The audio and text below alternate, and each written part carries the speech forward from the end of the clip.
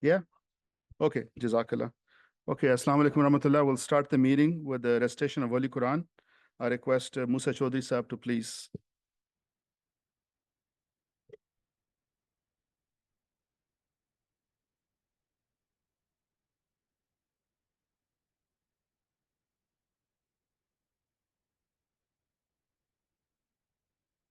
أعوذ بالله من الشيطان الرجيم بسم الله الرحمن الرحيم إذا جاء نصر الله والفتح ورأيت الناس يدخلون في دين الله أفواجا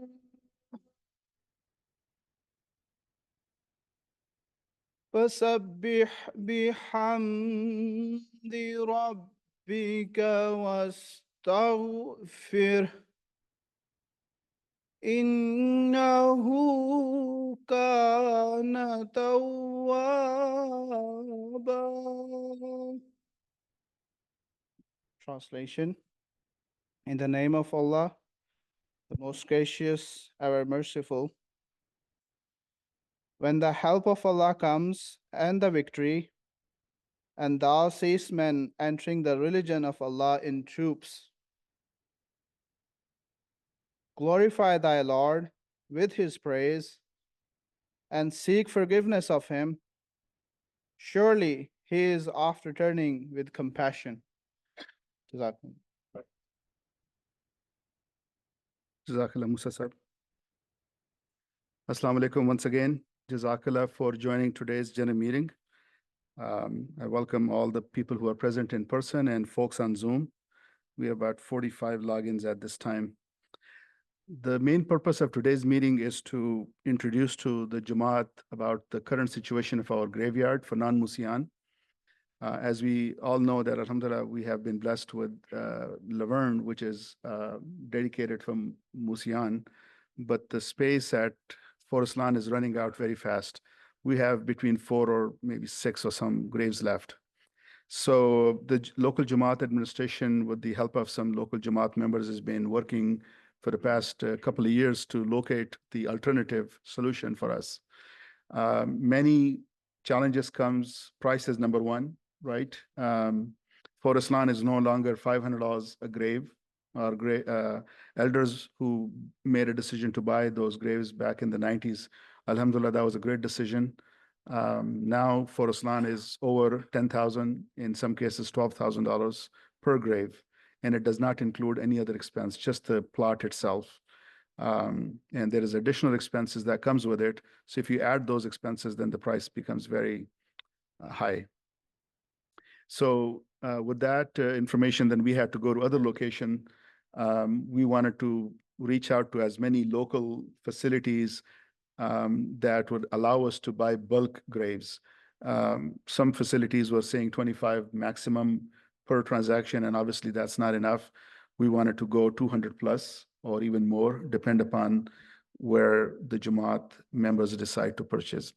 So once again, the purpose of today's meeting is not to make a decision per se, but we would like to educate the members what's going on, what's on the table, what has been done to solve this problem that's been kind of identified some time ago. So as I said, we visited several graveyards. AMLA members were part of the committee. Some non-AMLA members of the local Jamaat members are part of the committee because we wanted to give opinion from everyone, not just a specific people. Non-Musian were definitely part of this committee, so then they can share their input because the purpose of the purchase of the grave is to take care of our non-Musian brothers and sisters. So I will start with the number one, which is Forest Lawn. I gave you a little information on that one. We went there a couple of years ago. As of about 2 months ago, the proposal that they sent me, it's not a proposal per se, but they just told me that we have about 25 graves left, 10 to 12,000 per grave cost. And if you add the additional cost to it, then the cost goes up to close to $20,000. The good thing about the forest lawn is it's very close to us, and our loved ones are all there as well. And the price is another alternative that we have to consider. The location of those graves is not flat the way we have right now. They're kind of on an inclined surface. And to us, that's a concern because when we go there to bury our loved ones, we usually stay there, so we don't want to have any accidents because of the inclined surface. It's a grass, it's wet, God forbid somebody may get hurt. So we wanted to bring that up as well. However, having said that, if a member prefers to buy a grave at Forest Lawn, by all means, nobody's stopping you. This is not a responsibility that the Jamaat is taking. It's just the local LA Jamaat is based upon our history, based upon what we have done in the past. We are kind of working as a Jamaat together to buy these graves. But if a person thinks that Forest Lawn is better for them or their loved ones, then by all means, they can purchase as many graves they want there or whenever they want to do that. But as a Jamaat, we have to make a decision also, right? Because Jamaat is for everybody. It's not just for one or two people. We have to consider folks who are, they don't talk about it, but understand that their financial means may not be suitable to, take care of that kind of expense. So then we went to another graveyard, which is in Norco. It's owned by Dignity Memorial. Dignity Memorial is a, publicly traded company that manages many graveyards across the country. This is in Norco. I think it's off the 6th Street, 15, and then you can also come from La Sierra. It is near our mortuary that we currently use in Riverside. They do have about 250 graves available. We went there more than a year ago, and at that time, the price was about $8,800 per grave. And they expected us to purchase minimum of, I believe, at least 250 or so. So, and then if you add additional cost on top of it, then that will, in addition to what the $8,800 per grave is. There is yeah, go ahead and show it. So we prepared this spreadsheet with some salient points. Wasim Baja Sahib was very kind to help me with this, to prepare this spreadsheet. Not all informations are there, but, I will, just to keep it, easy to digest this information, I'm only going to focus on the distance, the price, and some basic information. And then I'm going to request the members to ask any questions that they may come to their mind. So then we can discuss more in detail. So just to get the conversation going, we'll go ahead and do that. So go to the spreadsheet, please.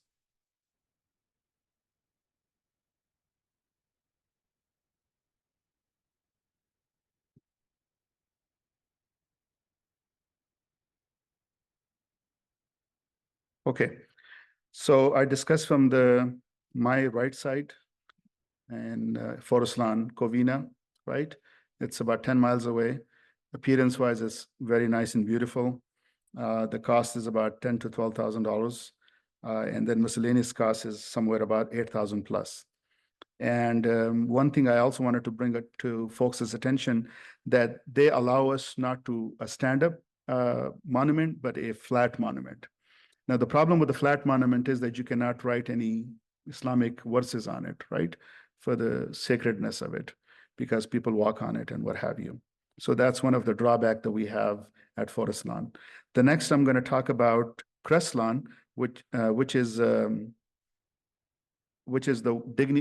actually, let me see here. Yeah, so Crest Lawn and Dignity Memorial are owned by the same company, but they're two different graveyard locations. So Crest Lawn is the one that is in Norco, and that's the one that I was talking about, 200 plus grave at the cost of about $8,800. This 79 is probably not correct. So it's about $8,800 per grave, and then the additional cost is 6,000 plus, which is probably close to, maybe 8,000, or depend upon what kind of services we have to need. So the miscellaneous cost is something that we can discuss later on, but just focus on the per grave cost. So the per grave cost for Crestlawn is about $8,800 per grave, assuming we purchase 200 plus graves at this location. By the way, any committee members or any AMLA members who were part of this meeting, if I speak something, please, by all means, raise your hand or let me know. I wanted to share as much as possible. The next one is Dignity Memorial. This one is in Colton, and the cost of that grave is about $6,200, about 27 miles away from us. And the people who went with me there, you know, they looked at it. The section that they are proposing for our use is not so clean, in my opinion. But we wanted to go there and see it anyway. So, you know, appearance-wise, we gave it a 3 out of 5. So $6,200 per grave, and they were also expecting us to purchase minimum of 200 graves. And the last one is Desert Lawn, which is on the far left side. That one is in Calimesa. That's the farthest of all these 4. It's about 47 miles approximately from the mosque. And it is, you know, I drove from here. It took me about an hour to 20 minutes with no traffic. The cost per grave is $3,300. That's the lowest of all 4. And this is not owned by any major corporation. This is owned by a family. And the cost, miscellaneous cost, is pretty reasonable as well, but we'll talk that later on. And for beautification, we also gave it a 5 because it's nice and clean. One of the big benefits that we have here out of the 4 is that this location will allow us a stand-up monument. So we can write any verses of the Holy Quran or whatever the approved verbiage is. So we can use that. And they will also help us with the beautification grass-wise. And they will also help us putting some trees, you know, for beautification purposes. So this is a very brief, very general information that I wanted to share with the Jamaat members. Now I'm ready to answer your questions with about these 4 locations. We have these portable mics for both ladies and men's side. So please raise your hand and we'll give you this portable mic so you can ask any questions. Are there any questions from Zoom? I don't see. Okay. Wa alaikum salam wa rahmatullah. Very briefly for clarification, there's no area in the current Laverne mortuary for non-Musian. That's good question. So we did ask Laverne folks. Laverne they don't sell bulk anymore. They just sell one piece at a time. So no bulk sales.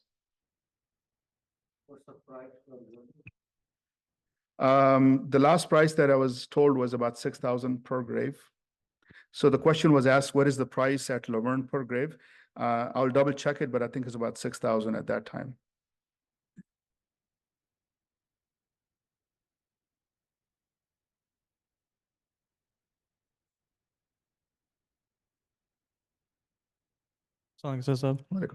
For some members that don't know, what's included in the miscellaneous costs? What are some of the other things Sure. typically are spent? Okay. I have a breakdown somewhere. Did I ever share with you a breakdown? No? Okay. I think there was a sheet. But the main expense is your mortuary, right? The mortuary, regardless if you're a Musi or non-Musi, we have to go to a mortuary, and the mortuary is going to charge us approximately, I think, $7,000 to $8,000. What's included in this $7,000 to $8,000? The mortuary services to and from, pick up the body to the mortuary, and then from mortuary to the masjid and then to the graveyard. So the transportation is included. The box, the coffin, the wooden box is included. They charge us, I believe, somewhere around $800 for that box. Excuse me, not 800, 2,000. The reason I said 800 because that's the actual price. What I did on research on the internet, we were able to locate some companies who can sell it to you for 800, but they're selling it to us for some $1,900 or almost $2,000. So 2,000 transportation, and then storage for whatever number of days, and then the permit, filing with the county, getting a death certificate information from the doctors or the hospital. So the paperwork wise. So that's what's included in this 7,000 to 8,000. The next expense comes when you go to a graveyard.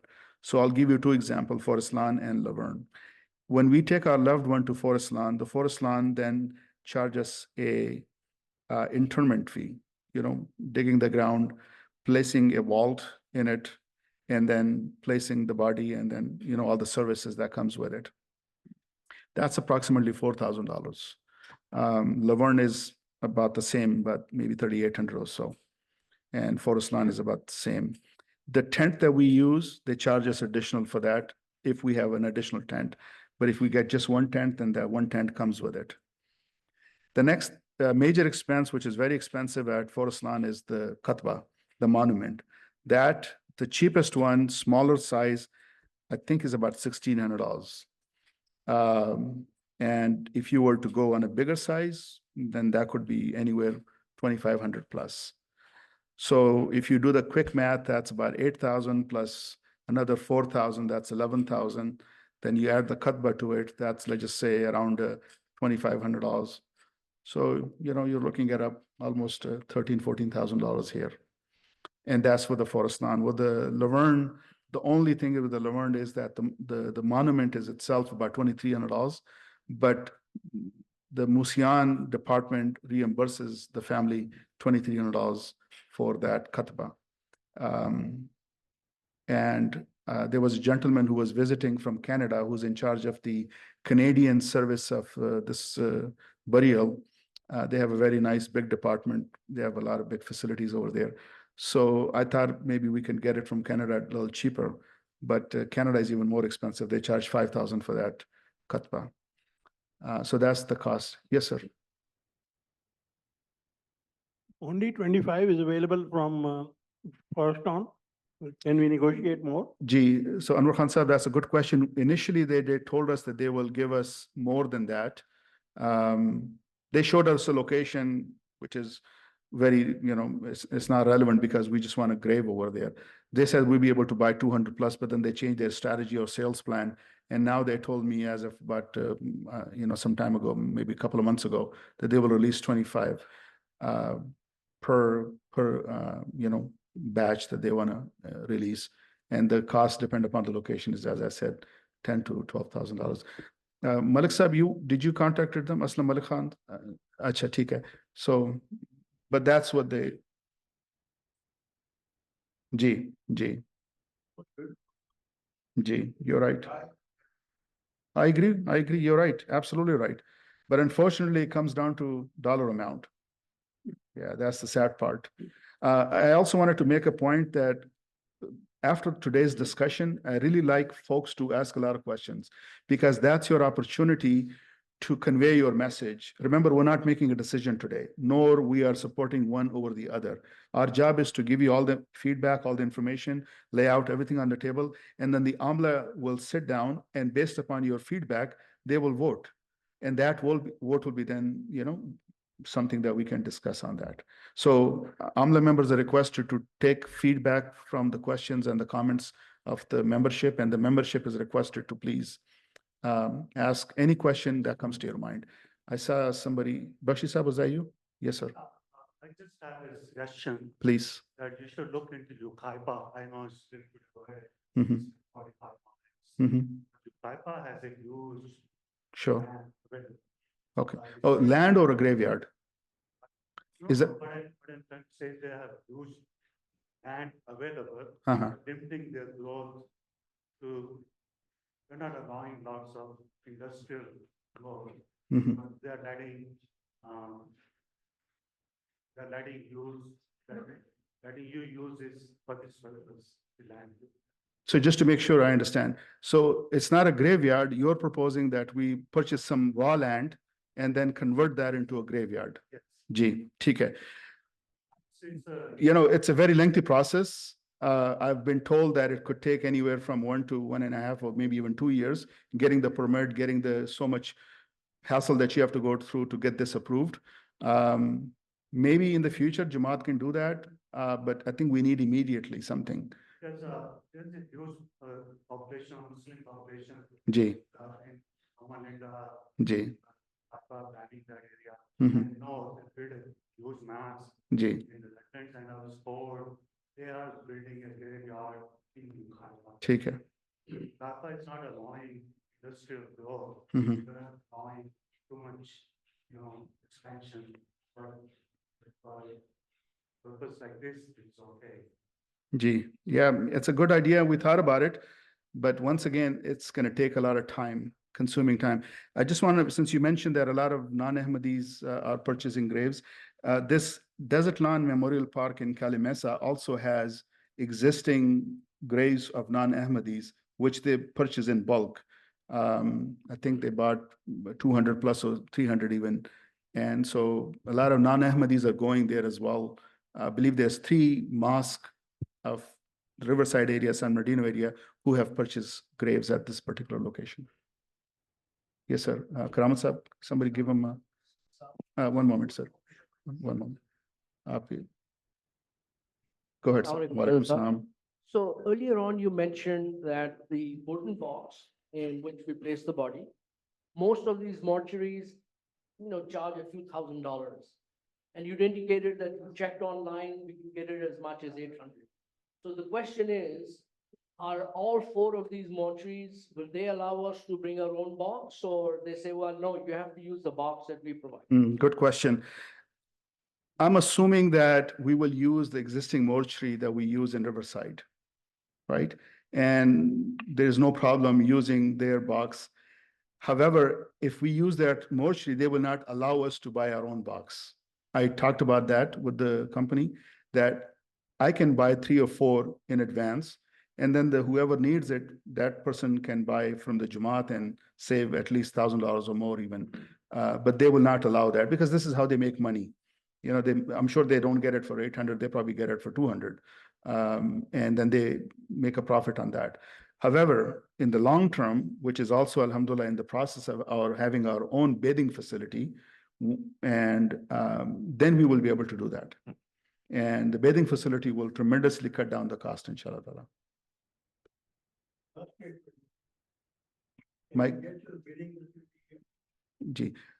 Can you ask Ji? Can we get the bathing facility here? So I'll give you a quick answer, yes. Yeah, but there's more information, and if the Jamaat members would like to learn more about it, we had a meeting yesterday with Secretary National Property, and we shared some information, and the balls are moving, alhamdulillah. Here, they have their own facility. Ji. They prepare their own Ji. body. Yeah, that's definitely, Be able to do that. ever since Allah Ta'ala blessed us with the land and structures that came with it. So we definitely want to take advantage of this opportunity because it will save a lot of money for the Jamaat members, thousands of dollars, inshallah ta'ala. This Kalimesa site this is the Beaumont which you mentioned to me? Or No, sir. Kalimesa. Kalimesa, yeah. The Kalimesa is where it's near the Beaumont. Yeah, you're right. Yeah. Yeah, it is in. It's before Beaumont though. Nepal and. Gigi, there yes. is- Correct. Yeah. It's before Beaumont though. 10 and 60 where they meet. You can Google it and you can, actually, we have can you pinpoint it?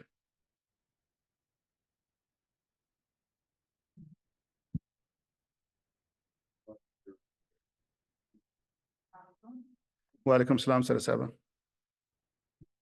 Oh yeah, Jazakallah. Please do go ahead and we'll answer all the question from ladies first. First one was if you buy your own from Laverne, how far is it from the Museum and what is the cost? Okay. And if you buy a few of them for our family. Good question. That would be Can you my make a note question. of that? And So- should I go with the second?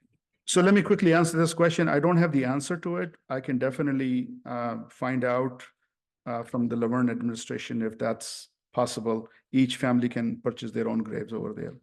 But it will not be obviously next to our existing graveyard. It may be, some other part of the facility or cemetery. Go ahead, second question. Second, do you recommend purchase burial insurance? Yeah, definitely. It will save a lot of money. I would like the folks to do their own research and, go to any companies. I did some basic research myself. If you are 80 or less, then I think you can get it. Above 80, they won't sell it to you. And the cost is very expensive if you are purchasing it, in the 80s. But if you purchase it between, now and maybe 50s or 60s, the chances of you getting cheap and maybe $30,000-$40,000 insurance that will pay for the burial only.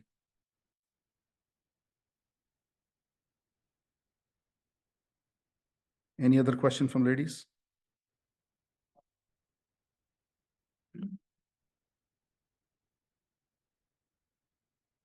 Okay, We might have another yeah, question. Just okay, sure.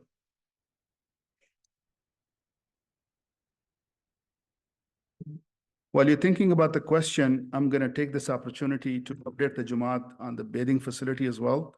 Atashad Sahib, if you could kindly come and just update the Jamaat, so then they can also ask questions or, make comments for us to improve our process. Remember, this is just getting off the ground now. It's not something that's going to happen, start next month or so. My desire is to get it off the ground as soon as possible. Alaikum Sadr Sahib. Ji, sir. Okay, so the question Yes, is sir. that I know for the graveyard, they're requesting that we put the coffin in a vault. Is that necessary?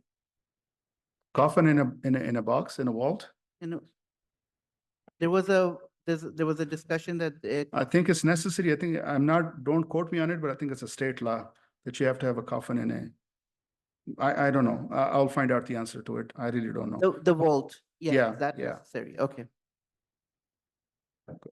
Well, I have Atashad Sahib explain some things and then ladies can ask more questions. Assalamu alaikum.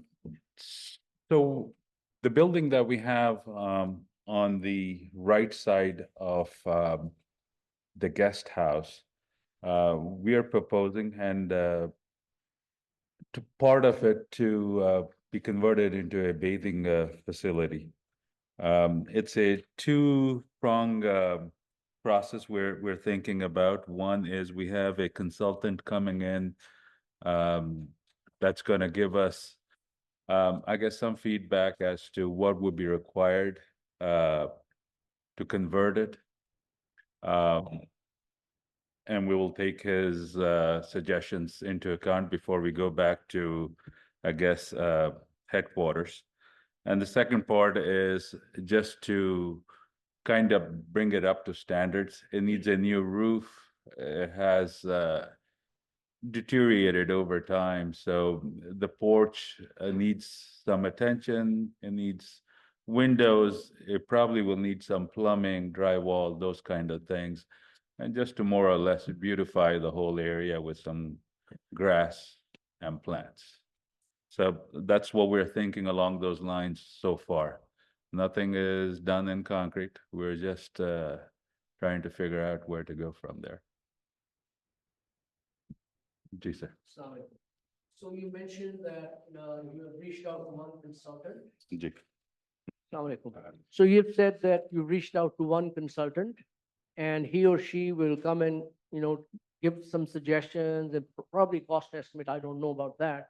So have you considered, more than one consultant? So we have an opportunity to compare the costs between consultant one and consultant two.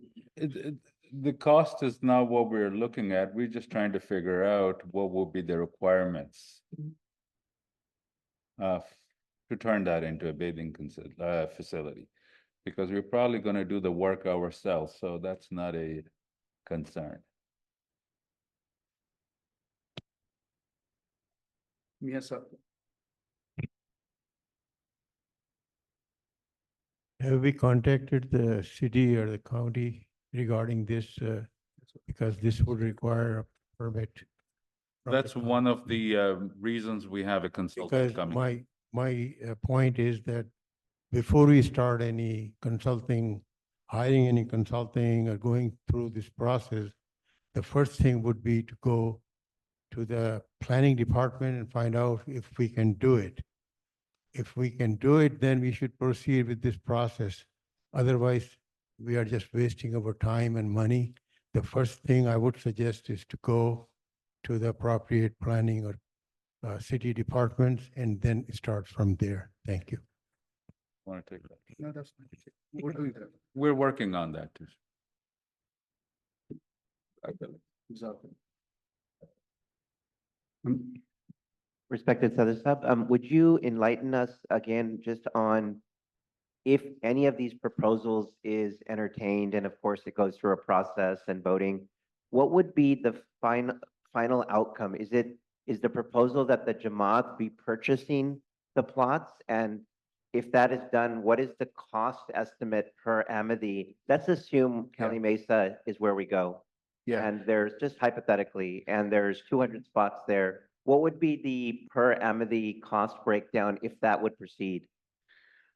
So I really don't have the answer about the total cost, but I'll share something unofficial with you, my personal thoughts behind it. And remember, this is not written in stone, nothing approved, nothing, my desire is that we buy these graves with as little fundraising as possible.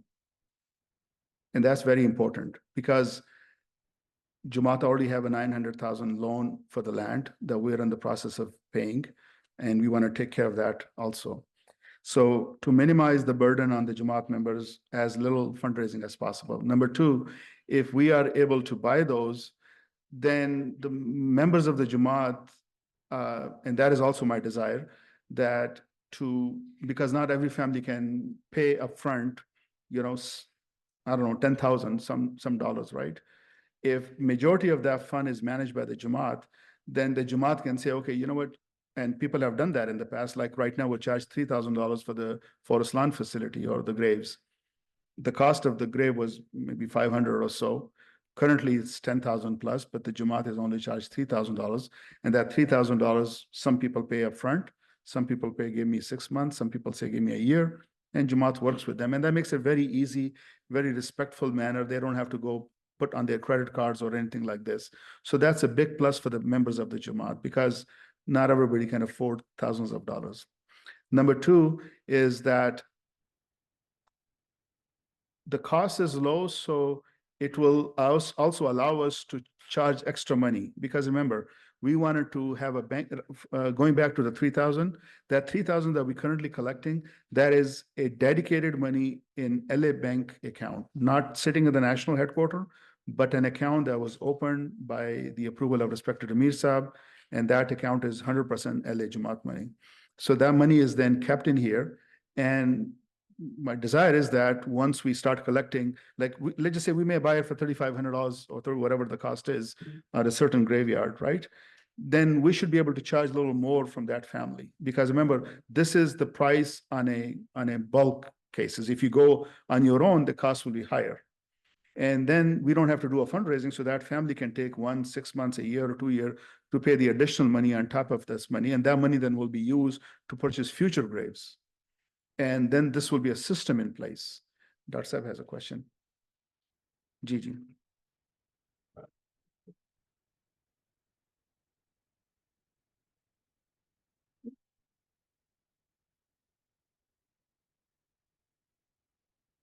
Assalamu alaikum.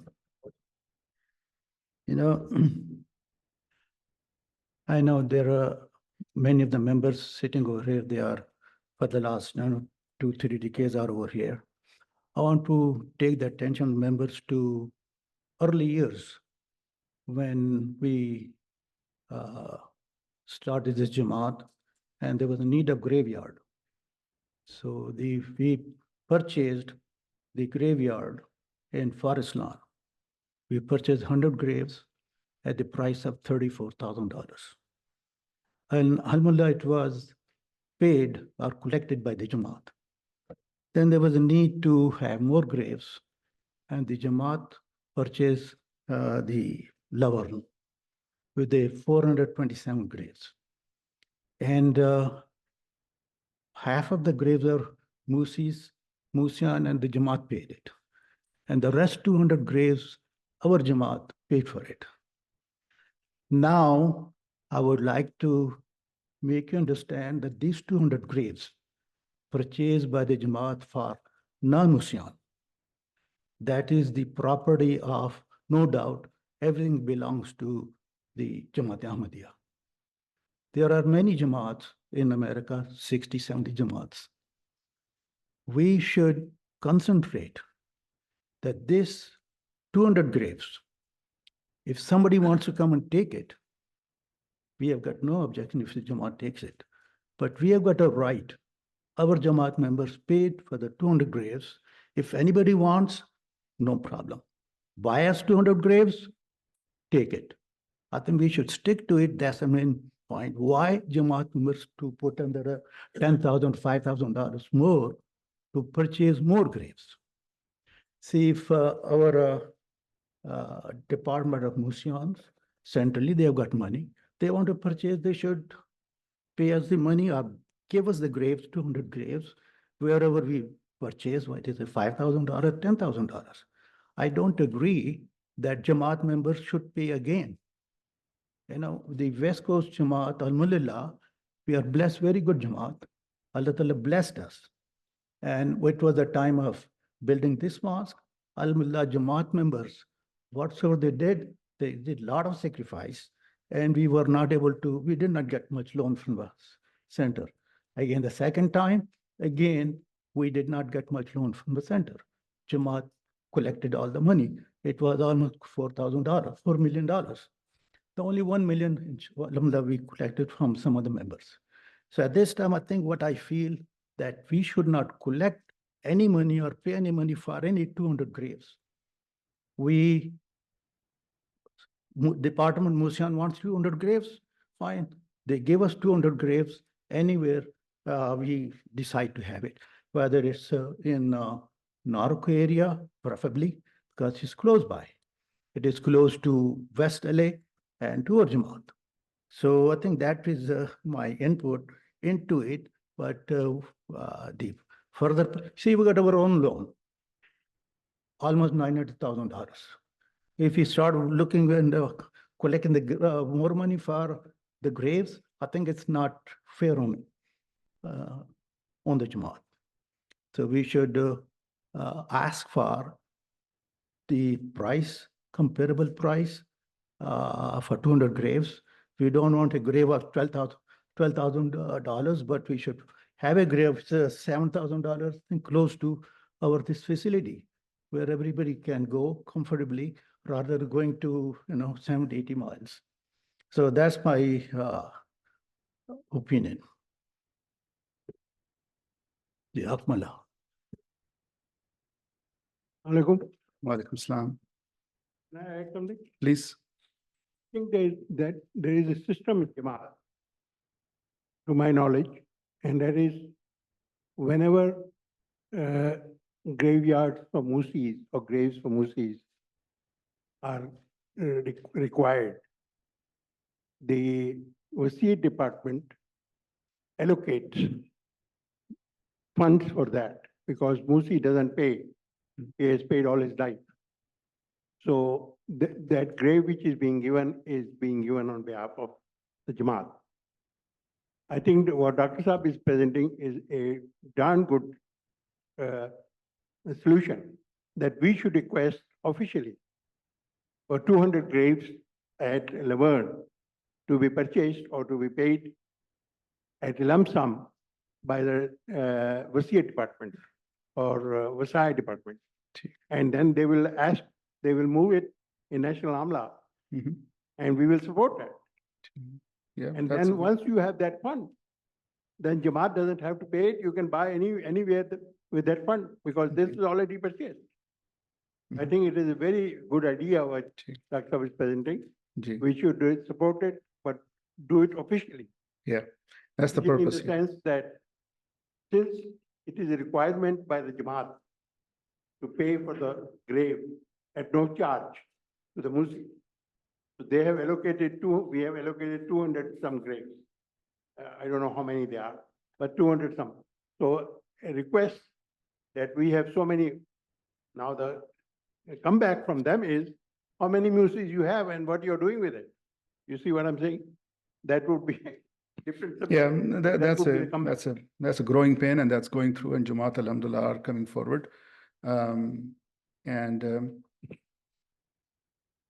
Amla will definitely consider Dr. Amiruddin Sahib and Anwar Khan Sahib, your proposal, and we'll discuss that in detail, inshallah. Monashori Sahib has a question. Assalamu alaikum. Wa alaikum salam wa rahmatullah. The Laverne property had some graves for the Ghair Musian, correct? So if we still have those graves, what is the need to have new location? ठीक है. That's a very good question. Yeah. So, Dr. Sahib wants to, for Salman. Yeah, yes, Teresa, but Jamaat has to purchase for us. I've got no problem. I think if we can get 100 graves, we should prefer to Jamaat pays for the 200 graves they want to purchase. Either way, if these are for Musian. If they want to purchase somewhere else, Musian department center will purchase those graves. But luckily, these graves we bought it, which are for non-Musis. And if the Jamaat wants to take it from us, as I said, we should have, funds from them to purchase other graves. We can use the same funds what you said in the same location if at least 100 graves are available. And the rest money we can use it to purchase somewhere at a little distance. It will be more convenient. Also, again, if you recall, when you purchased the graveyard at Forest Lawn, we never charged because they were purchased by some members paid for more than 5 to 10 graves. Some members paid nothing. Some members were not able to pay. So okay, so but it was a tradition. We would not charge. We will put anybody would come for the burial. We did not charge the family. But it was recently, in considering that we have to purchase more graves in later on. So Jamaat has started to charge $3,000 or $4,000. Coming back to the same, the Choji Sahib said, we can look into it. If there are more than 100 graves, you can purchase, but not we have to collect any money from Jamaat. This is the 200 graves belongs to the Jamaat LA West, LA East, or whatever it is. They should pay for it. And Al-Mullah, the Padamar Musian, they have got funds because there are a lot of Musis. They pay their chanda and they have got funds available. So I'm not in favor of collecting more money, putting more burden with Jamaat. We have purchased this place for 3 million. And other than the 500,000 Jamaat has collected. So we don't have any more extra burden. We try to collect over $900,000. So this is my opinion that any money they want to purchase the property, 200 graves, they should pay for it current price. It's not something, we purchase it 200, I think $25,000. So that's my opinion that we should ask for amount of money, what is the price of the grave at this time and any other graveyards. Jazakallah. So coming back to your question, as you remember being an AMLA member, it was discussed in the local AMLA, and the local AMLA unanimously approved the proposal to convert the entire Laverne to a Maqbara Musian. And the thought process is that once it's converted, because as Dr. Midraman mentioned, those 200 graves, 200 plus graves, which were initially assigned to the non-Musian, will be then sold to the national headquarters. And the national headquarters will then eventually control the entire 427 graves of the Laverne Cemetery. And this will become a regional Maqbara Musian. And inshallah ta'ala, if all things fall into place, our own bathing facility, our own guest house, our own Maqbara Musian, it will be like a, Beheshti Maqbara Rabwa type of, where you take our loved ones, you have a place to stay, you take care of the bathing over there. And, so it's a one-stop shopping kind of thing. So ideally, yes, my personal desire is that, as I mentioned, we do not want to raise any more money as what we have. If we were to sell those graves, we can purchase any graves, any of those graves. Obviously, you're going to get less at Forest Lawn. You're going to get more at Desert Lawn. You're going to have to do fundraising at Forest Lawn. You're not going to do any fundraising at Desert Lawn, right? So no fundraising, but then later on, we have to charge a little more money because the future generation can benefit from the same, idea. Some people agree that if we had done fundraising for Forest Lawn at the beginning, we would have more money now, and we would have probably bought more graves at Forest Lawn rather than just sticking with 100 graves at that time. Distance is definitely a consideration, but I'll be very honest with you. When my father passed away, may Allah Ta'ala raise his ranks in paradise, it's natural that you go every week, every time, whenever you have time, every Friday you go there. But as time passes by, and I'm saying this very humbly, I'm not saying this on anyone else, I'm just speaking from my behalf. You have other things in life. You don't go there every week. You don't go there every month. You have to remember your loved ones in your hearts, in your prayers, and that's how you remember them. Nobody's going to go there every week and maybe they go Eid, whatever. Armagan has a question. So we just have to make a decision on a practical notes. The people who are alive, they have to make those decisions. The one who passed away, if we're lucky, we'll have a grave. Shah Sahib and then Armagan. Ji, sir. That's a good suggestion, but my idea, have you discussed with the center? I mean, what is the response? Ji. So center is basically asking us to discuss with the local members, right? This is a local issue. We want to discuss locally, and we want to make sure that we take our time. We don't want to rush things. As I said, we're not making a decision today. This is not the end of conversation. If someone has comments later on, so we will keep the Jamaat posted throughout the process. It's going to be a transparent process. Yes. Yeah, so they are willing to purchase. Yeah, good question. And thank you for asking that. Yes, the national is willing to pay. Obviously, the National Amla is going to decide. That's not my decision. Or the National Amla is going to say, okay, we're willing to buy these graves, 227 graves, at an XYZ dollar amount, right? We can propose, give me 7,000, 10,000. I think the proposal that the local Amla sent, and General Secretary Sahib, I think it was somewhere around 7,000 that we asked. We asked the market rate. The going rate, and I think at that time the going rate was somewhere 6,000. Yeah, so that was the proposal that was sent to the National Amla. I don't think it's been discussed, but when this topic is going to be discussed, we will remind the National General Secretary Office that please include this initial proposal of the Amla of the LA Jama'at that we want to. Well, they said that we will discuss it when the time is right. And when was it sent, General Secretary Sahib? More than a year ago. Yeah. Maybe. Well, we have 3-4 different Jama'ats. Ji. I think our situation is a little different because we're selling and we're buying and we're bathing facility and all that thing. So they wanted to put this because it may take longer to discuss. So, but it will be discussed in the National Amla, inshallah ta'ala. Assalamu alaikum. Zaki, if you can go back to the other sheet, that one. So in agreement with Dr. Saab and Anwar Saab's suggestion, I fully agree. LA Jamaat, alhamdulillah, members have sacrificed a lot. We should take care of ourselves. Markaz is looking at the whole United States, so they don't have that scope that we do. Since childhood, one of the things that I remember is our funerals have always been very well attended. Kids, elderly, Forest Lawn is close by after Jummah. It's almost a tradition. Any burial, whether you know the person or not, you go. My concern with the further two options is the further away they get, that tradition is going to slowly start to go away. And I know it's sentimental, but to a family, that would mean a lot. Yes. I would recommend, if piggybacking, adding to the suggestion of having Markaz pay for our closer facility and give us funds to buy a further facility. I would chop the two options that are further away, because Markaz is just going to look at the dollar amount and say, take the 60 mile away one. I say we only present the closer ones so that we can carry on that tradition and do that for our members here.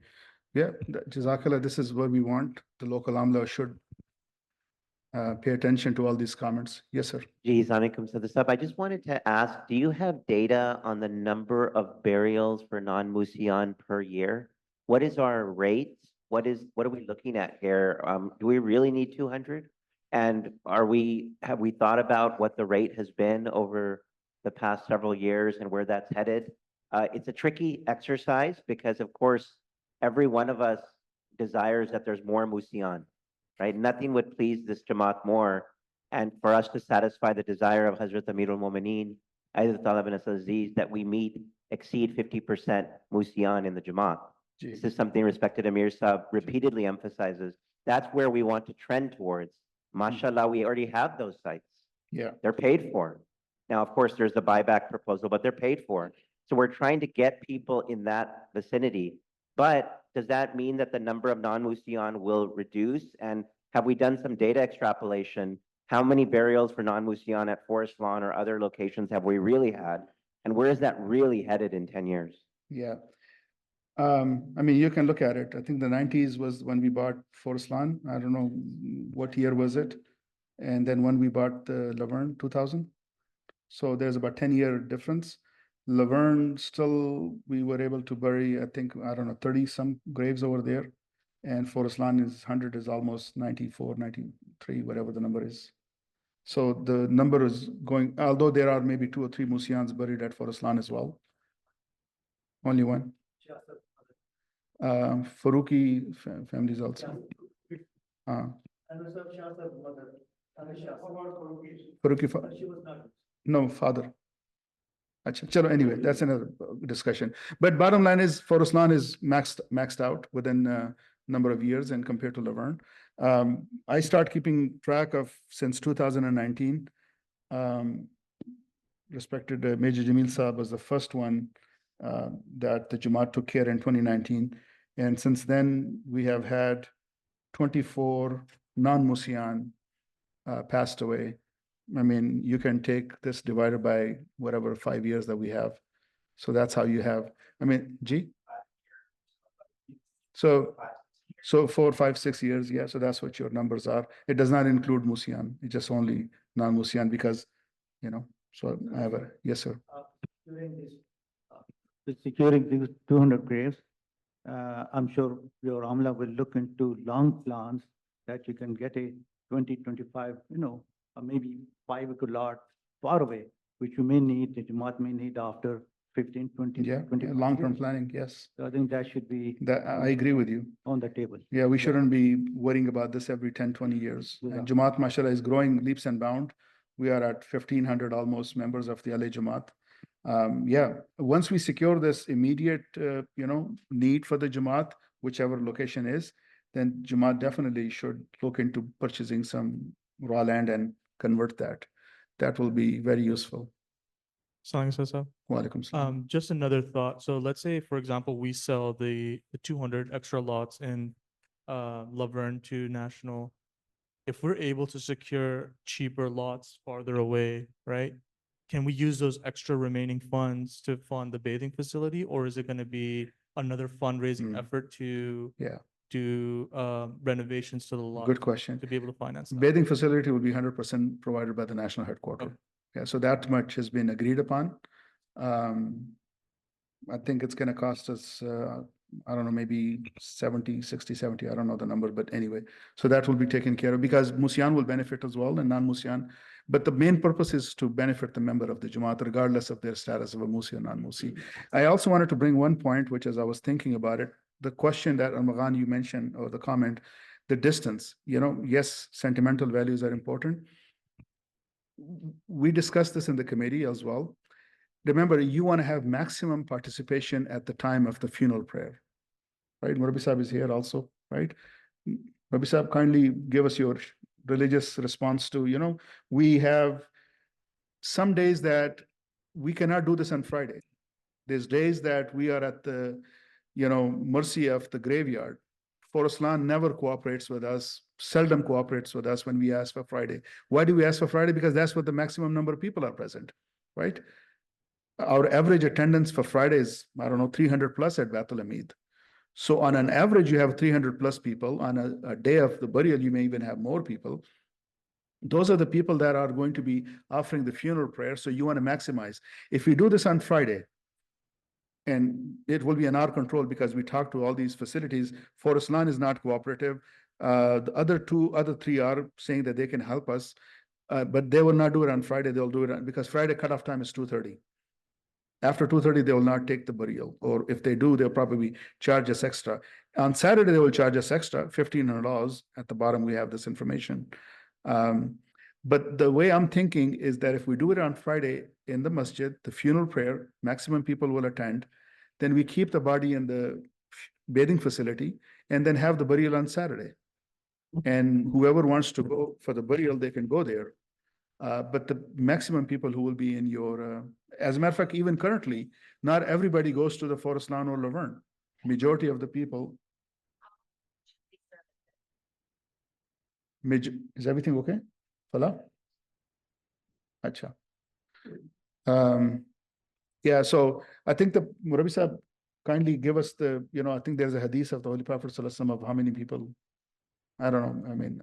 Gee, so there's narrations. One of them is that if 40 righteous people read janazah behind a person, then he is destined for heaven, or he has the gates of heaven open for him. So of course, that's the ideal way of us maximizing how many people do Jummah. So it's good, as Sadr Sahib has mentioned, we went to all of these facilities. We talked to them about doing janazah on Friday here in the masjid, but burial on Saturday. And just to give context, many of you may not have visited other Jamaats. 2 or 3 things I just want to add since I have a quick minute. One is that most Jamaats do it exactly the way that was described by Sadr Sahib. They will do janazah on Friday and burial on Saturday. And usually then, members, closer relatives will get to go to the burial and they'll spend time there. And it doesn't matter about the distance at that point because they have time. The second thing is that most of our locations in other Jamaats are about 40 to 50 miles away. So I know we wouldn't want to put it in the proposal, but Markaz will simply ask. Even New York and other places, all of them are about 40 to 50 miles away.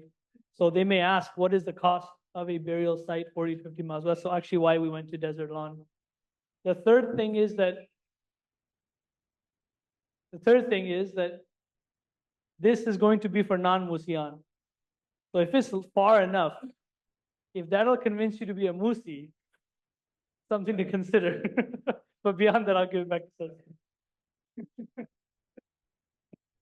So if I can also, just to answer a couple of the questions, I know respected Anwar Khan Sahib had asked a question about has the proposal been sent and what did we do from a local perspective? So if I may, so this up.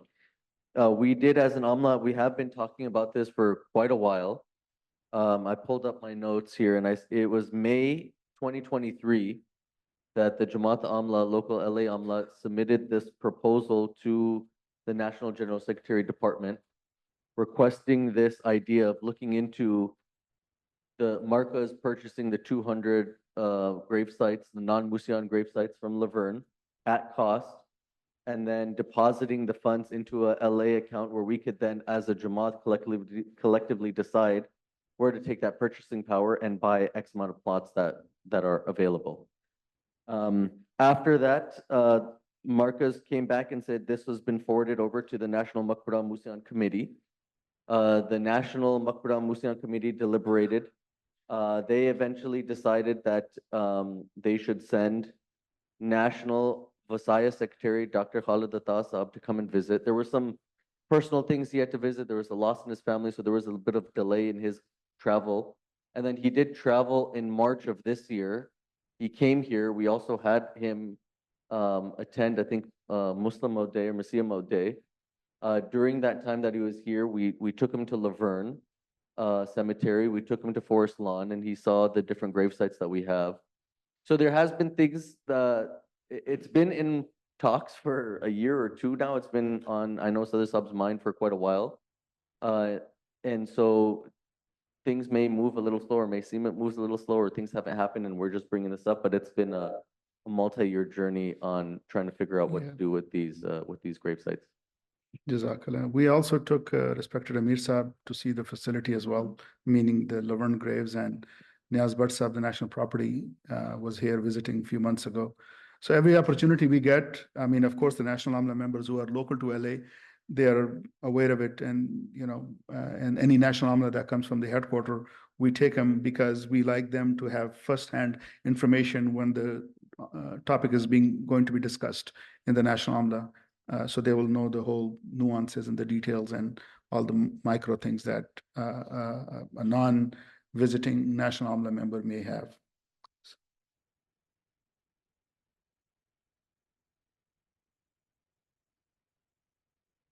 It's almost 12:15. Any questions from the ladies?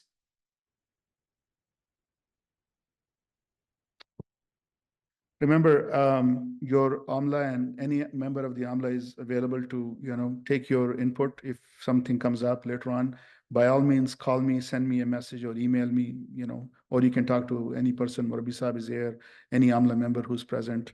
Armagan has a question, so please share.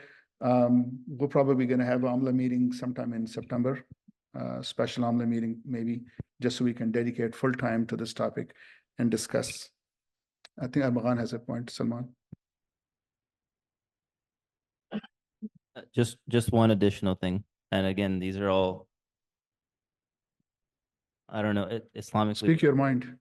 One thing I would highly recommend the AMLA consider, in addition to distance and all of that, I understand it's sentimental, no one cares, but the capability of the facility as well. And what I mean is Forest Lawn, they've got a sharp operation. I know it's expensive, but the funerals are done like that and the family gets more time to grieve and it's cleaner process.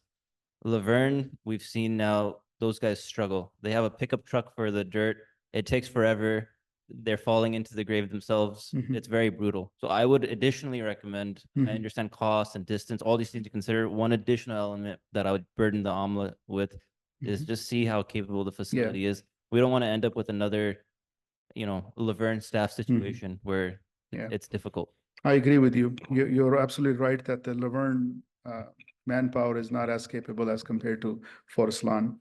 And that's a question I don't think we ask. Maybe I'm forgetting here, but we need to ask other facilities too, just so we can update. Yeah, good point. Although I was told by Timothy, he's the manager of the Laverne facility, that the graveyard has been sold or purchased by another organization. And right away, I mean, they bumped up the price by $500. And my point was that you're still able to use, you're not using the proper equipment. So they said, we bought a tractor, now they bring it in a tractor. But you're right, on days they also bring a pickup truck and they use a compressor to compress versus the machinery that they have at Forest Lawn. So yeah, you're definitely right. Assalamu alaikum. Wa alaikum salam. We have a question from the ladies' side, that the 200 non-Musi graves that we have bought, can we buy 10 of them for a family member, for family members? So just to make sure I understand, at Laverne? Yes, So are they Musi or non-Musi? non-Musi. I don't know the answer right now. Yeah, please. Salam Sahib, if I could Okay. maybe explain the strategy or why this is a topic. So although Dr. Saab is absolutely, Naib Amir Saab is absolutely correct in asking why is this a concern now? We have available grave sites in Laverne. The idea again to underscore was, as of right now in Laverne, there are only Musian that are buried there. There are no non-Musian that are buried there. And at the same time, in Forest Lawn, there are only 1 or 2 or 3 plots left. And so we felt that there was a sense of urgency, as well as during the pandemic, very unfortunately, we did see a rise in the amount of our members passing away. It was almost felt at one point, it was every month a member was passing away. And so the idea was, if we could reserve all of Laverne to be just only for Musian, and not have the unfortunate and not drag it out so much where there's so much back and forth and assessment, and then God forbid we run out of all these plots in Forest Lawn, and then we end up having 1 or 2 non-Musian buried in Laverne. The idea would be, if we could quickly make a decision, get Marcus to agree to buy the remaining 200 plots, and then take that buying power, that purchasing power, and go. And if it is that, hey, you know what, Forest Lawn and the Jamaat and the AMLA, everybody agrees that, you know what, Forest Lawn is worth the value, that, it is expensive and members say that it's worth the cost, then fine, we take however much money we have and we work with Forest Lawn on buying more plots at Forest Lawn. It won't necessarily be where our current plots are, because obviously those are full. It might be closer towards the freeway on-ramp is, et cetera, et cetera. They're expanding. But if that is what the case is, then fine. And so that's the idea of, we want to try and keep Laverne for Musian, expand it to be a regional, whatever Marcus or Mir Sab's desires are, but keep Laverne for Musian, and then non-Musian can be in a different place, rather than people kind of here and there, right? Some in Forest Lawn, some in Cali Mesa, maybe one or two non-Musian in Laverne. It kind of gets a little messy. And so the idea is try to make it as consolidated as possible.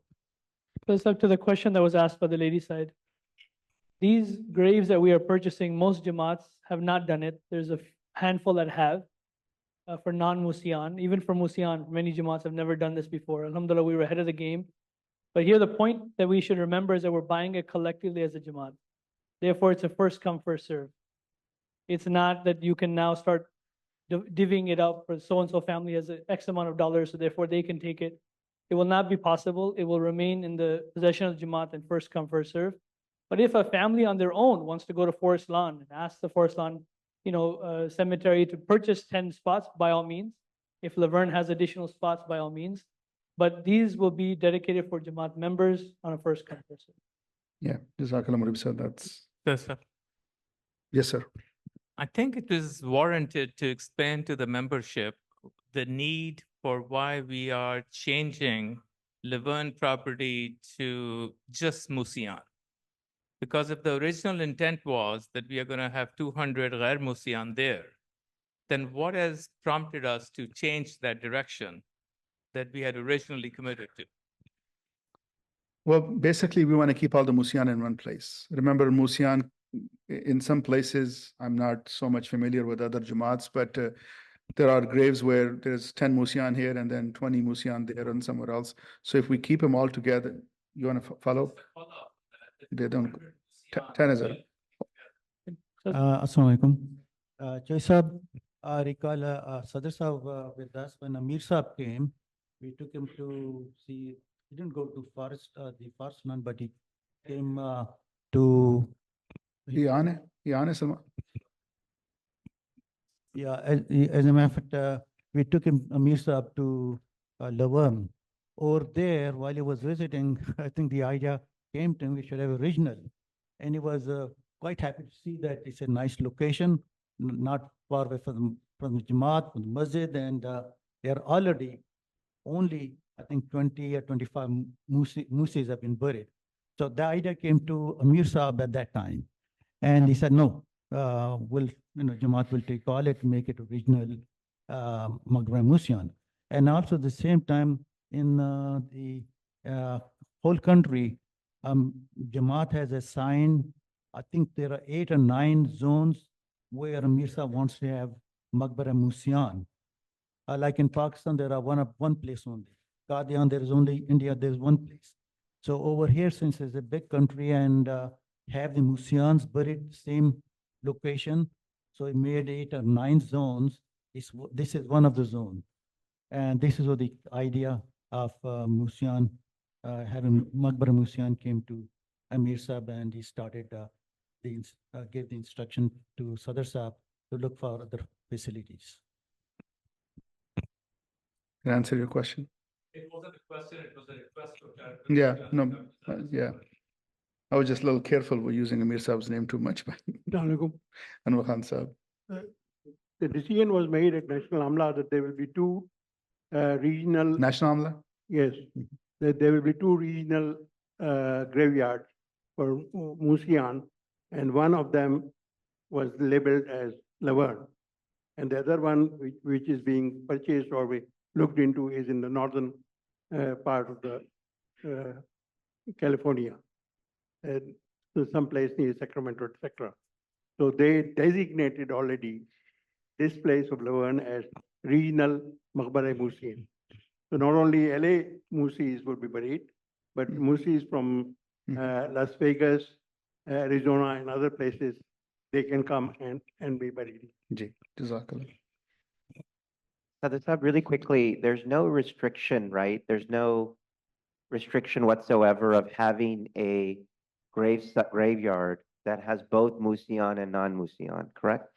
I don't think I don't so. think mean, there is I don't any know. such restriction. Rabbi Saab, do you have a? Now, there's a desire to have, make sure there's sufficient capacity for the Musian because Jamaat has an obligation to provide for the Musian, which is a very fundamental sacred obligation. Yes. And I think my understanding is the 400 some spots at Laverne, inshallah, will be necessary for all the Musian in the region. Yes. But that does not mean Yeah. that there cannot be some part of Laverne allocated, which you mentioned in the beginning, to non-Musian, it's a cost issue and an allocation issue. Yeah. So there may be some analysis as to whether there could be, if there's 5 a year, only about 25 in 5 years, there's about 35 Musian. So the number of Musian burials is slightly higher than the number of non-Musian burials currently. No, the 35 is over the, I guess, many years. Okay, so The non-Musian are actually lower. okay, so if the non-Musian, which is still 5 or 7 a year, so if you think about a 10-year plan, right? So if you can get 50 to 100 spots, I know that the conversation's about 200 in Laverne, that actually can meet an immediate need for 10 years. The question is whether that cost would be available. Mhm. So I'm just curious what is that discussion about cost to allocate something above 400? Yeah. And you can still have the proposal of the buyback, Mhm. right? The marcas can still buy the 200, but the question is, and that money can be used, but the place itself can be Laverne. Doesn't Yeah. have to be Cali Mesa. As a matter of fact, right now, the previous administration, Amiruddin Sahib or Al-Sam Ansari Sahib, when they purchased this Laverne, they divided that into half, 50-50. So the plan was there already. But now what the desire is that convert the entire 427 into Maqbara Musian. So the Musian are all taken care of, and so that's the main reason we're going out and looking for other facilities. The context, so I think that's important for everybody to remember is that up until now, we have been burying musis in various places across the country. And so for National Amla to come to this realization that it's important to have areas where we dedicate for all Musian in a particular region, it stems from what the promised Messiah Islam originally envisioned. And that's why it's very important. If you recall that in Al-Wasiyat, it mentions that anybody who will be buried in this graveyard will be a certain class of people and may have the doors of heaven open for them. And so right now we're basically scattering our Musian in various places. So this is why the dream was that if we could have a location, and this was just a dream at first, we just happened to have land, alhamdulillah. We happen to be the first Jamaat. Again, many things we are always pioneering, mashallah, in the country. This is one of those things that we can pioneer, where we can say this entire graveyard area is dedicated to Musian. And so anybody who has a Musi in their relatives, they'll know they're buried there. They don't have to move them in different locations. They don't have to know where they are. People from Vegas may come for prayers. And the beautiful thing is, and we saw, National Amla members that visited Maqbaran and Musian, what happens? When they go there to pray for their relative, they inevitably pray for everybody else that's buried there as well. So that's the real vision here. But keeping that in mind, we could easily say, let's do this, dedicate it, and not worry about non-Musian. They can be buried anywhere. But mashallah, proactively, our local Amla has decided that we should not ignore them either.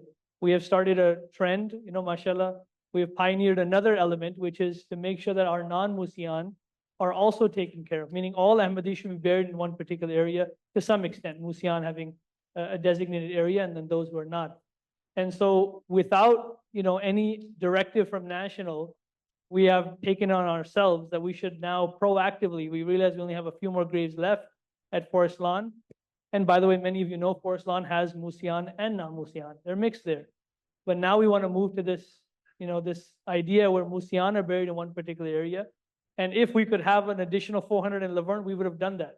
We wouldn't have asked questions. We would have simply moved it. But Laverne is already maxed out as well. Or there's some limitations there.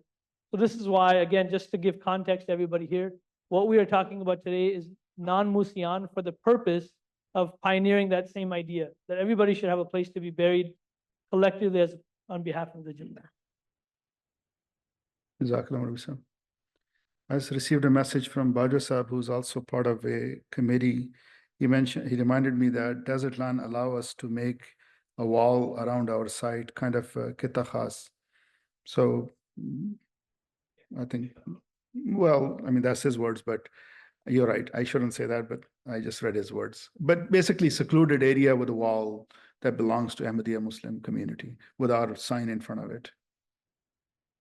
We don't have a sign at other facility. This facility will allow us to have a monument, just like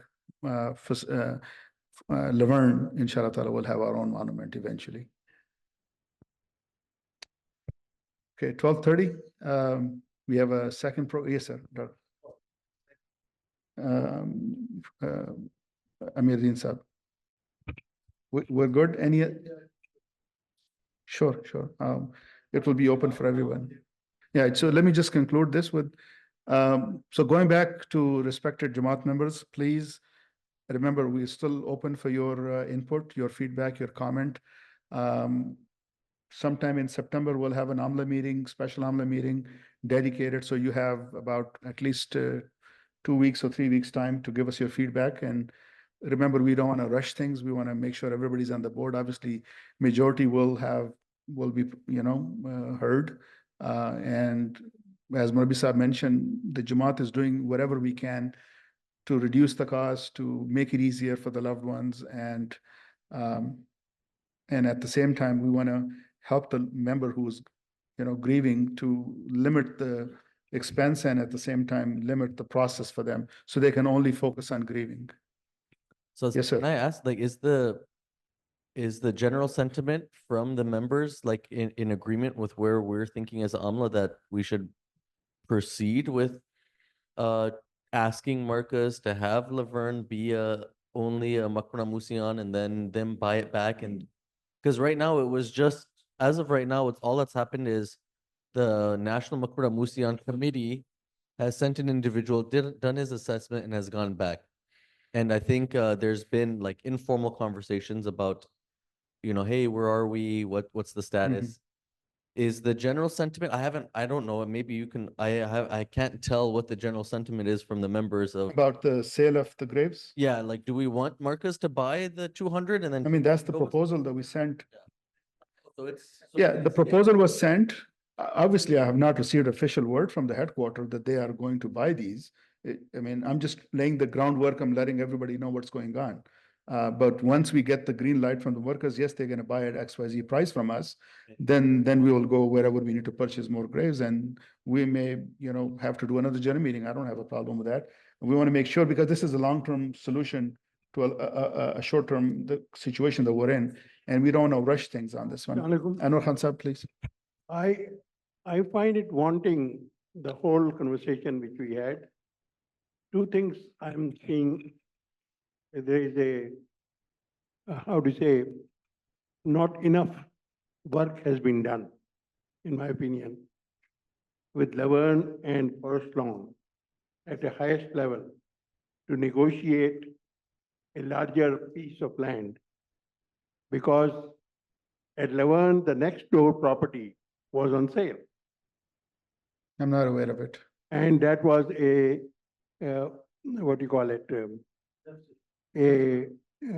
plantation of some sort. Nursery, yeah, something. And they had a portion of that for sale. Now, what I'm saying is, if proper negotiations be done at the highest level and presented, because the Shias have bought a large proportion of land there. Not at the nursery, it's behind our. Yes. Next to us. Next to us, and there is one more on the back. Correct, but that's within the current parameter of the Laverne. I understand. G. But what I'm presenting is, I would still think a better negotiations or higher negotiations are requested, and perhaps more people can be involved. I would suggest if Aslam Saab or somebody else can go and negotiate a larger piece of area, both at Forest Lawn and Laverne. It would be much more useful to Jamaat. Yeah. These are good places, obviously, but I still would think that, and I'm sure that, what is the name? Forest Lawn is very, progressive.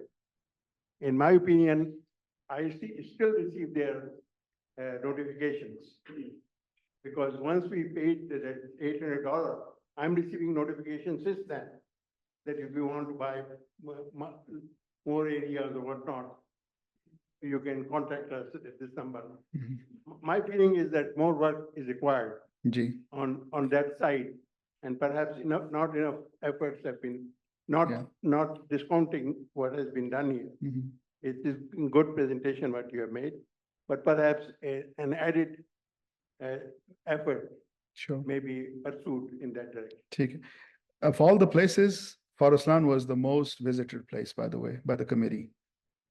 Even in, his notes says 2023, but during COVID, we visited that starting COVID. During the COVID, we started visiting.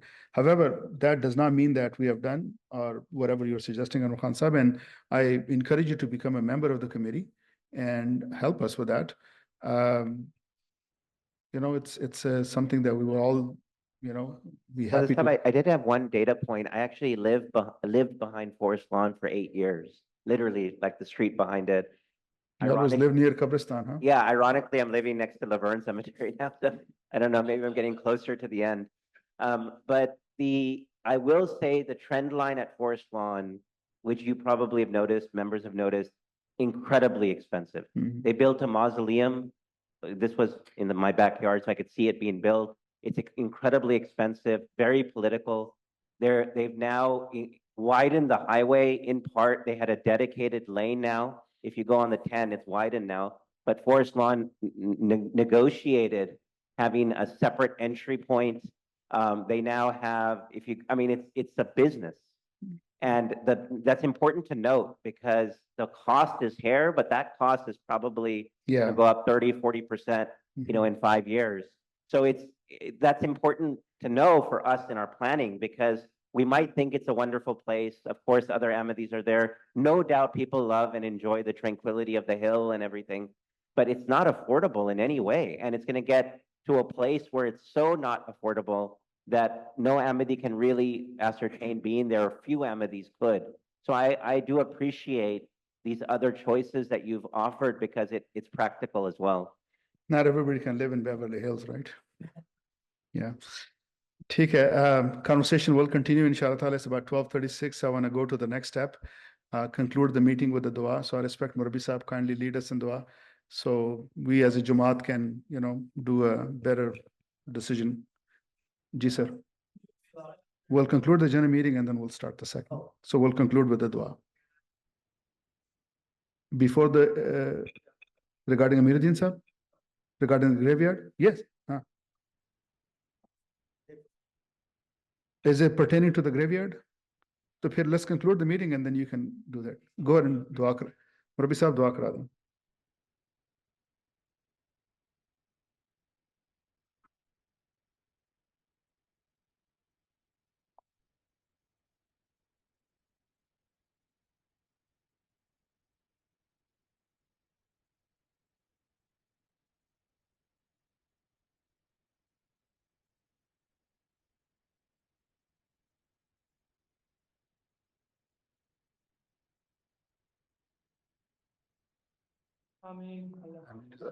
The general meeting is adjourned and Dr. Amiruddin Sahib would like to say a few words and then we'll go to Amiruddin Sahab's program. If I could.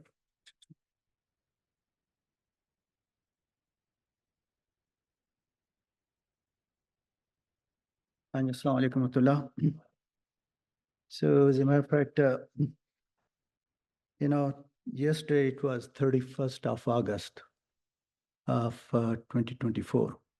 Exactly 100 years ago, on 31st of August of 1924, one of our Ahmadi brother from Afghanistan was martyred.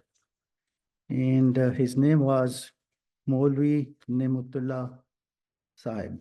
He was a missionary in Kabul, and it was a time of Amir Manullah Khan. At that time, Huzur Aqdas Khalifatul Masih Sani was in London. At that time, the Maulvi Sharif Sahib was the Amir of Qadian, so he sent the message to Huzur. So Hazrat Khalifatul Masih was very much saddened. So when he came to Qadian, the special meeting took place, and in which Huzur Aqdas mentioned about his Shahadat, and also he asked the members to pledge that number of Ahmadis will go in his place to Kabul for the Tabligh. It was a very sad and tragic event. And at that time, since a part of the history and Limk Jamaat should remember the history, what happened. So Al-Fazl International has published a three pages article about it, about the Shahadat. And what I was going to say that at that time, about 47 members, they raised their hand, they pledged that they will go to Afghanistan for Tabligh and the footstep of Hazrat Maulana Abdullah Sahib Shaheed. So the first member who offered his name was Chaudhry Zafar Khan Sahib. Is a history I want to tell because our members, one member and his sitting over here was Hazrat Zulfikar Ali Sahib, a Sahabi, Dada of Anwar Sahib was sitting over here. He offered his name, he was number 7. So we should remember that who our elders, offered their services and they were not afraid of sacrifice and of life. And number, I think 31 was my uncle, Khan Haji Kabli, and 37 or 38 was my grandfather time. He was Abdurrahim Khan Awan. So this I brought it that we have got the progeny sitting over there. And for that shahadat, and it was a life. And this sacrifice is part of our Jamaat, whether it's life sacrifice or the financial sacrifice. And alhamdulillah, we have seen that the financial sacrifice, we always have got no problem. Anytime we need, Hazrat Khalif al-Masih asked for 1 million, we collect millions and millions of dollars. Alhamdulillah, that reflects our budget, that alhamdulillah, our budget, for this year, the last year budget was alhamdulillah excelled. And as you know that we came small Jamaat, many of the members, at that time, Amjad was a little toddler, mashallah, is one of the best attorneys of the town. And it was all the sacrifices of our Jamaat. We did sacrifice, we made this mosque, then we made a bigger mosque, alhamdulillah, we purchased a property next door. And I would like to again remind that very little loan is left, 900,000, and inshallah will pay.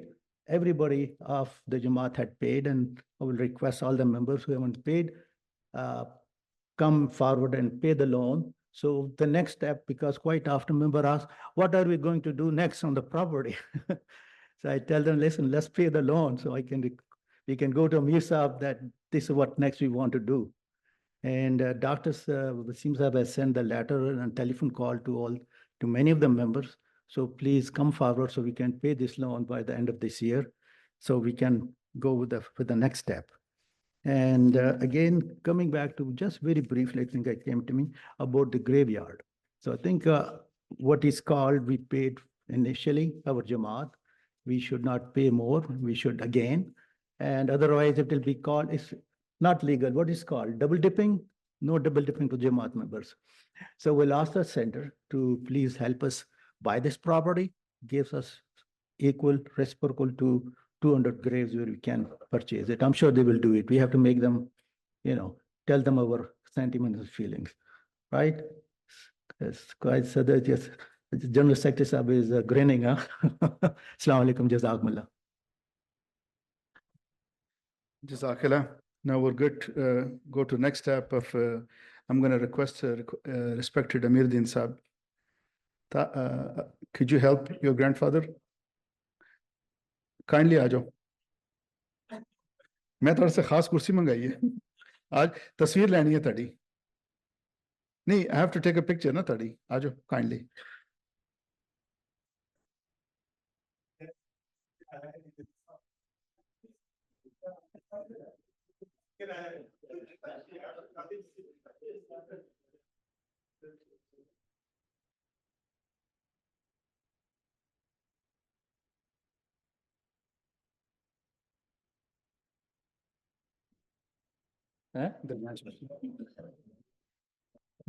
Murbi Sahib, if you could join us as well. And Dr. Amiruddin Sahib, if you could join. Ajay, Ajay. No, Ajay, please, I request. Take it.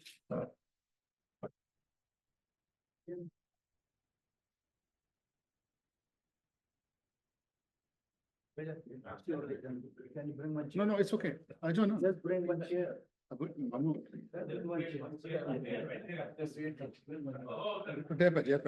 I'll take care of it. Ajay.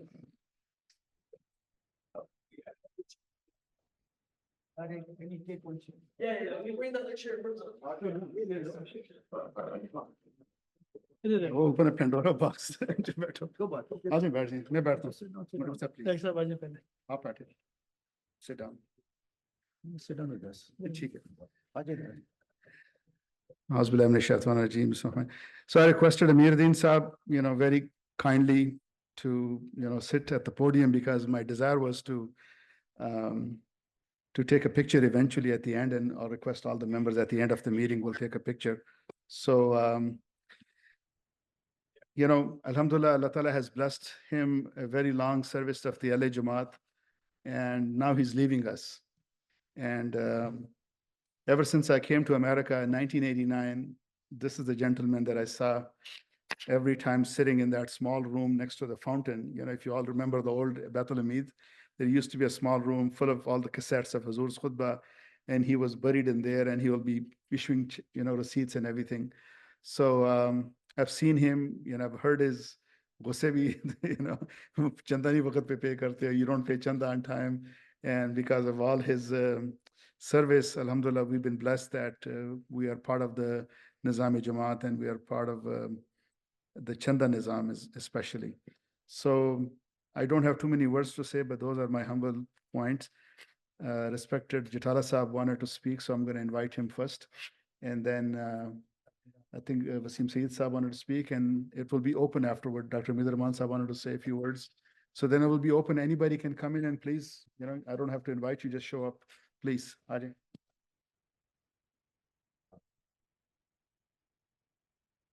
Jazakallah Sahab. I just want to basically give you a very brief bio of Inspector Amiruddin Sahib. Inspector Amiruddin Sahib was born in January 1947 in India, Qadian. Therefore, he is a Pakka Qadiani more than one way. After the partition, his family migrated to Lahore, Pakistan. He graduated from University of Punjab with the Master's, MSc Chemistry to be exact, in 1971. His service to Islam and Ahmadiyyat, he first became a Muntazim Tahrik-e-Jadid of Majlis-e Khudam al-Ahmadiyya in Lahore.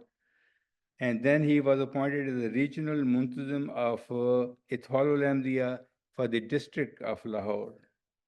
In 1982, he married Mai Phupijan, a pioneer of this Jamaat. May Allah elevate her status in paradise. And he became my uncle. In 1983, he migrated to Los Angeles, and soon after that, he was appointed as Assistant Finance Secretary of Los Angeles Jama'at. And then he was elected as a full Finance Secretary of Los Angeles Jama'at. Respected Amiruddin Sahib served this Jamaat for last 41 years. He is currently serving as a Amin, a treasurer for Los Angeles or LAX Jamaat for last 5 years.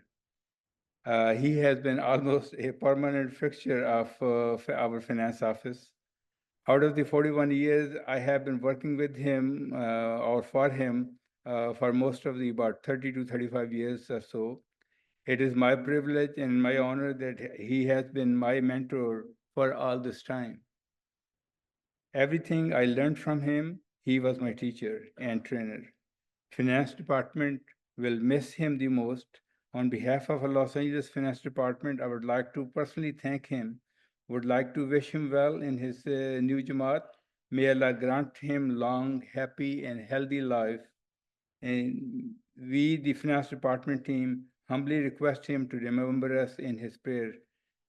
May Allah bless Amiruddin Sahib and his family. Allah Hafiz from the side of Finance Department.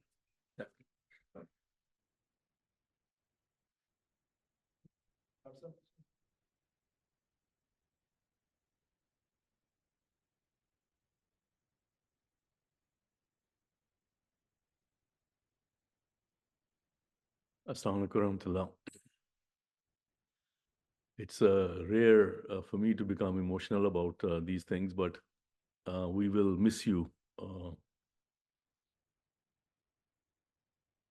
Amiruddin Sahib. So Allah be your Hafiz and your Nasir and your protector. And I am hoping at least that when I come to the East Coast, I will be able to see you. But I know that every member of this Jamaat has deep feelings. In my own life, when I've gone and collected funds for the sake of Allah, I have personally experienced the love that Allah instills in the hearts of people when you go and you urge them to sacrifice for God's cause. And the length of service that he has done, and I think I may have been noisy, but I can tell you that Amiruddin Sahib, I never noticed him to make any noise, and it is amazing. I would rank him with Mubashir Choi Sahib from San Jose, California. He was also a stalwart of the Jamaat. I pray for your long life, and I ask you to remember us all in your prayers. Jazakallah. Assalamu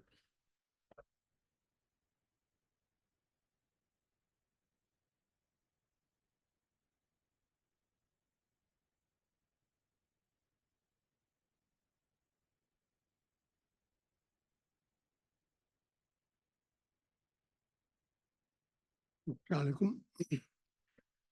Alaikum. I know Amiruddin Sahib since August 17, 1983. When he first came to my house, I used to live in Oceanside. We had a small Khuddam meeting, and he was the first one to arrive on time in Oceanside, wherever he used to live. And I was so impressed by his dedication the very first day when he arrived. And I said he should be our financial secretary, without knowing any more details about him, because of his dedication and service to Jamaat and his attitude towards it.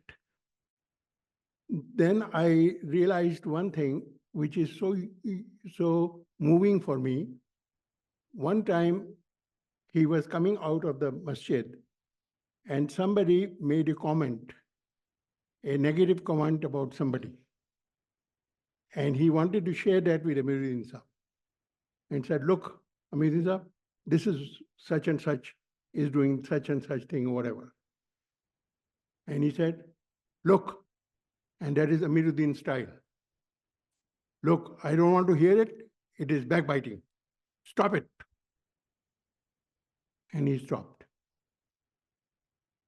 The whole process was a couple of minutes, but his attention to what is right and what is wrong was so moving for me that if each one of us do that, this would be a better place.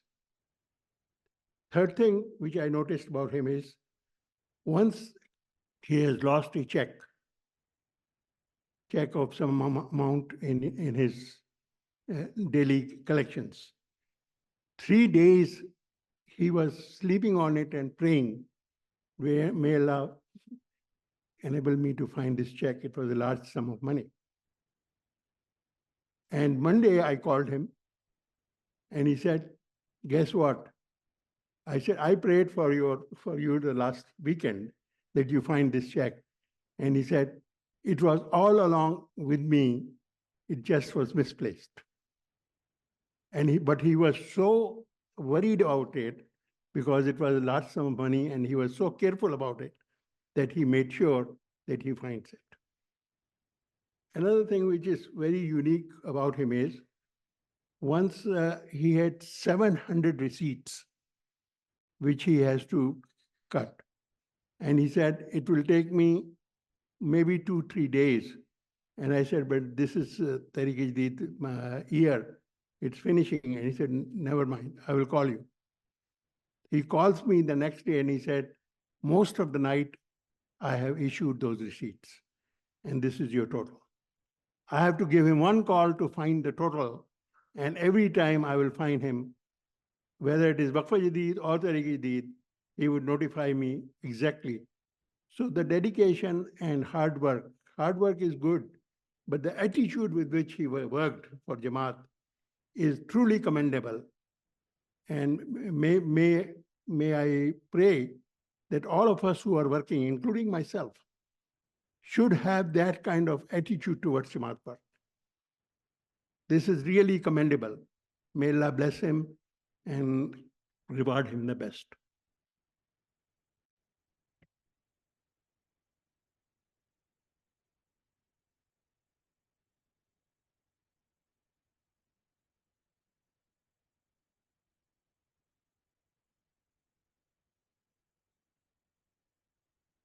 Assalamu alaikum, rahmatullah.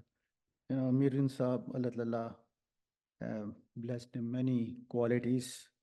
He was dedicated, hardworking, and I know him since I came over here in 81. He came after some time, and noted him sitting on Saturday and Sundays in his office, writing the seat, calling the members.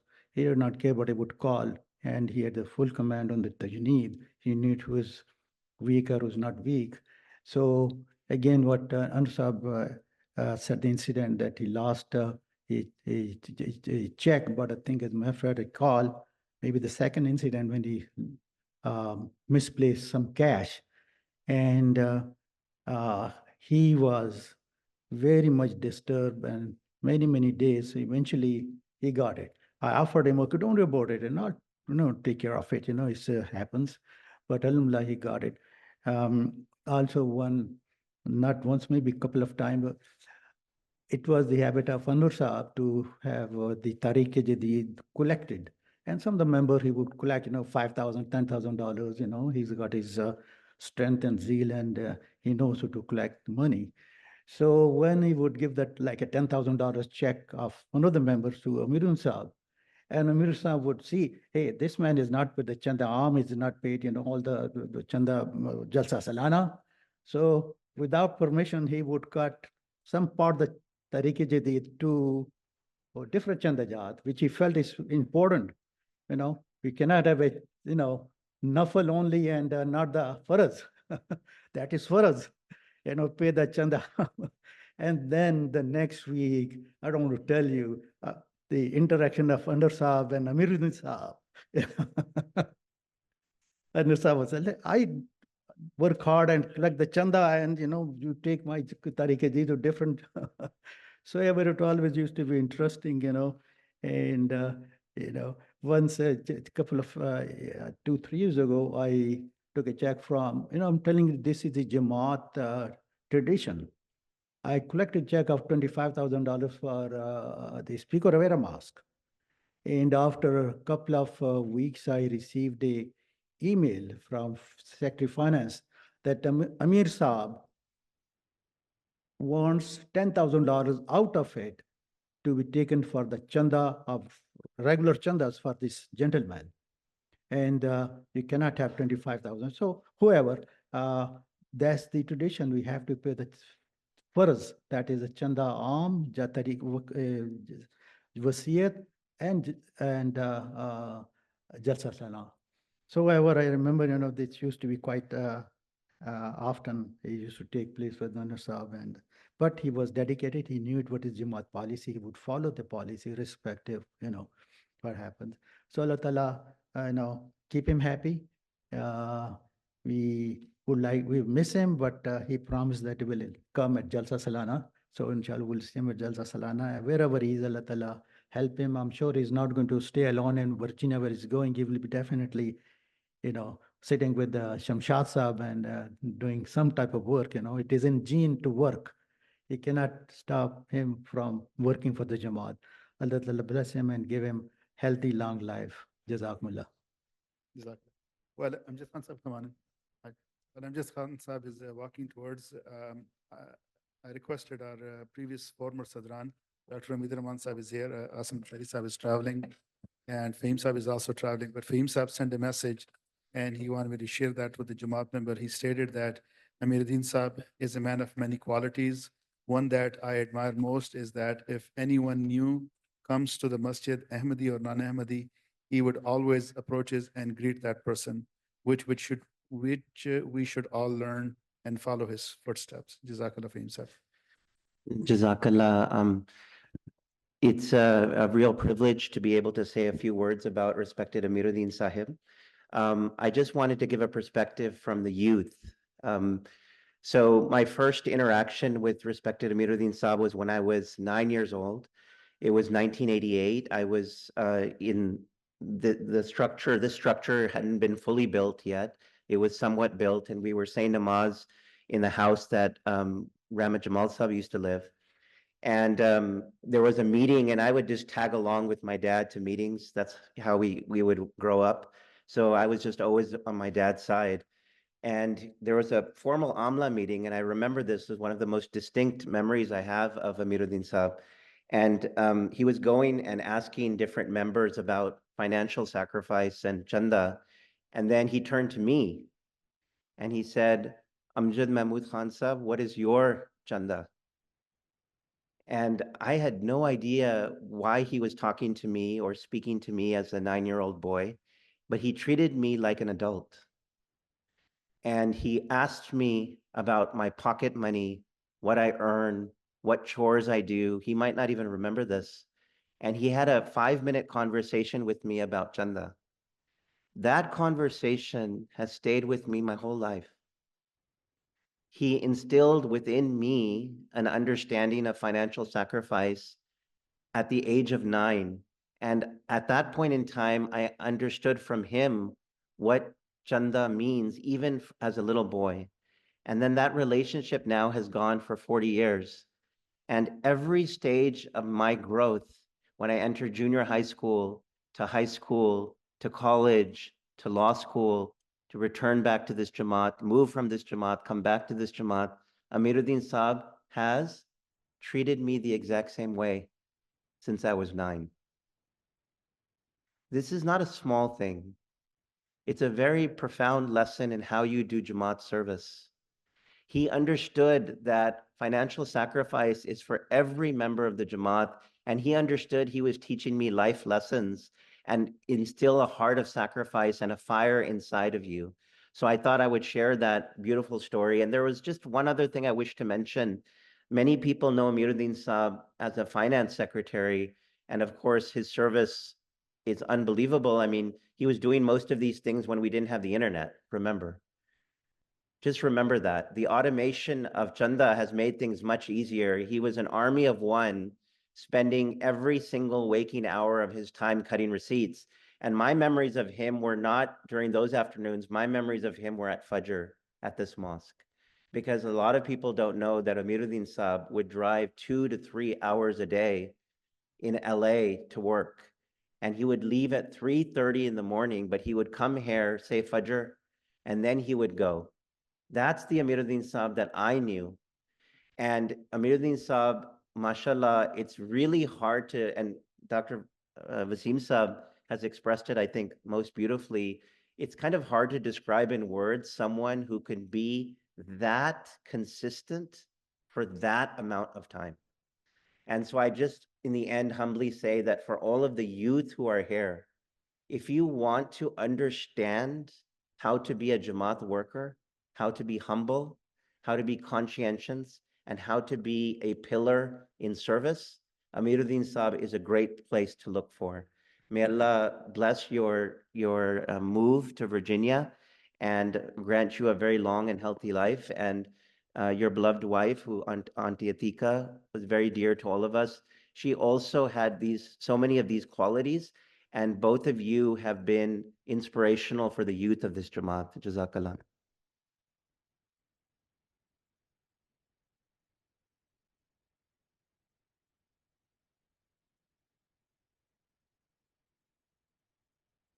Assalamu alaikum.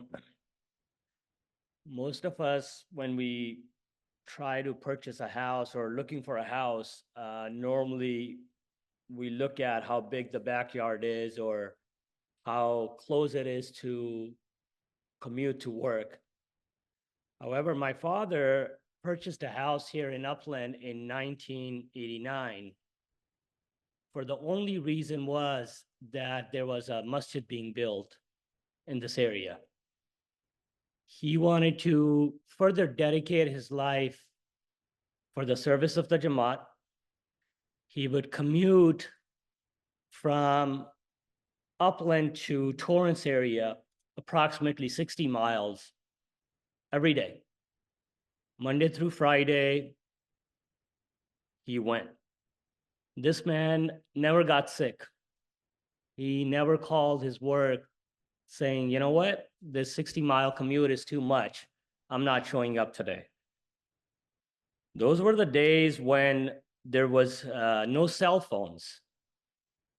Commuting back from work in the evening, he would take a detour and come to the masjid here. And sometimes he would call my mom, hey, I'm gonna be running late. Many a times he would even forget to contact my mom that, hey, I am at the masjid, taking care of the chanda receipts and all the work that I need to do. I remember my mother would have a dinner plate ready for him because he had left the house at 3:30 in the morning, and now it's 7 p.m., 8 p.m. Has he eaten all day? Probably had too much coffee to drink. So as a wife, she always had this concern about his dinner, and I would remember that she would just pace back and forth, waiting for him. And yet he's here at the masjid. Those were my earliest memories migrating to United States. We had these two offices here, and my fondest memory growing up here was late Abdul Sami Khan Sahib working in his office, recording Khalifa Tahir Ahmed Sahib's khutbats. And he would have these big envelopes, he would record these tapes, and over again, right? There's no digital media at that time. There's no YouTube to listen to Hazur at that time. And in the opposite office, my father sitting there, handwriting these receipts, over 100, maybe thousands of members' chanda code this man had memorized. This was like his finger memory, muscle memory. He can just write and he remember XYZ person has this chanda code. He does not need to look this up. And both of these men, late Sami Khan Sahib and my father, would sit here for hours and hours and do this every single day. Again, like I mentioned, there's no sick day. There's no like, hey, I need to do XYZ. I think my father, growing up, he may have taken us to the beach once, maybe once to Disneyland. And that was absolutely okay with my sisters and myself because Monday through Friday, he's at work, he's still here. Saturday after doing the groceries, he's still at the masjid. Guess what Sunday he's doing? Well, he's bringing us to the masjid for Tahir Academy. So on behalf of my father, I want to say thank you. It's been an honor that he's served here. Prior to serving in Los Angeles, he dedicated over 20 some odd years in finance for the Jama'at in Pakistan. Just like anybody else's family, my family had gone through a lot of sacrifices. In 1974's riots against Ahmadis, these mullahs, these fanatics, they had burned our house down in Sirgoda. My dad was working in Lahore. My grandfather, my grandmother, and my mom, who was pregnant with my sister, had to escape that fire-burning house. And I remember as I was growing up, my grandfather, Salahuddin Sahib, used to mention the only thing that he lost in that house was his library. That library consisted of nothing but Jamaat books. These books were, a lot of these books were very old. They may have some writings of Khalifa Sani on them. And he cherished and he treasured those books. yet every single of that book was lost in that fire, along with all the other material things. However, I've never heard my grandfather saying, you know what, I lost XYZ. It was just always discussion about how he lost those books. My father had the same dedication. 41 years here, every day he's here asking people to pay chanda. Sometimes some people thought he was a little bit too aggressive, asking them to pay chanda. One member recently shared with me that he wasn't paying chanda, and my dad took him on the side one day, and he said, "Hey, what's the reason, young man, you're not paying your chanda?" And this member may have mentioned whatever his limitations was. My father just said one thing: start with $1, and let's see how Allah Mia blesses you and how you can raise that into a monthly obligation. That member said he started with $1, and now he can't even imagine not paying chanda am or other chanda jats. So just want to say, Dad, I love you. We all love you. You've been an inspiration to me. After my grandfather, my father's been my role model. Honesty and integrity, I've never seen in a man like that. His passion and his love for Jamaat, Nizam-e Jamaat, is so immense. I don't think I have that in me. Once he mentioned if he had to choose between his children versus the Jamaat, he would pick Jamaat any given day. I don't think I can say that about myself. So once again, thank you. I just want to say on behalf of my dad, I know he's shy to talk.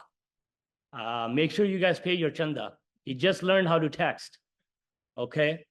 And the next thing he's going to be doing is FaceTiming. So from Virginia, he's going to be calling you and asking you if you've paid your chanda.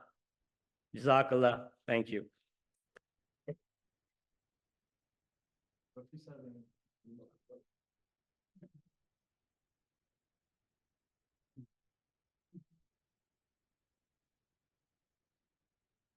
Hi, I just came to say goodbye to you because you'll be missed.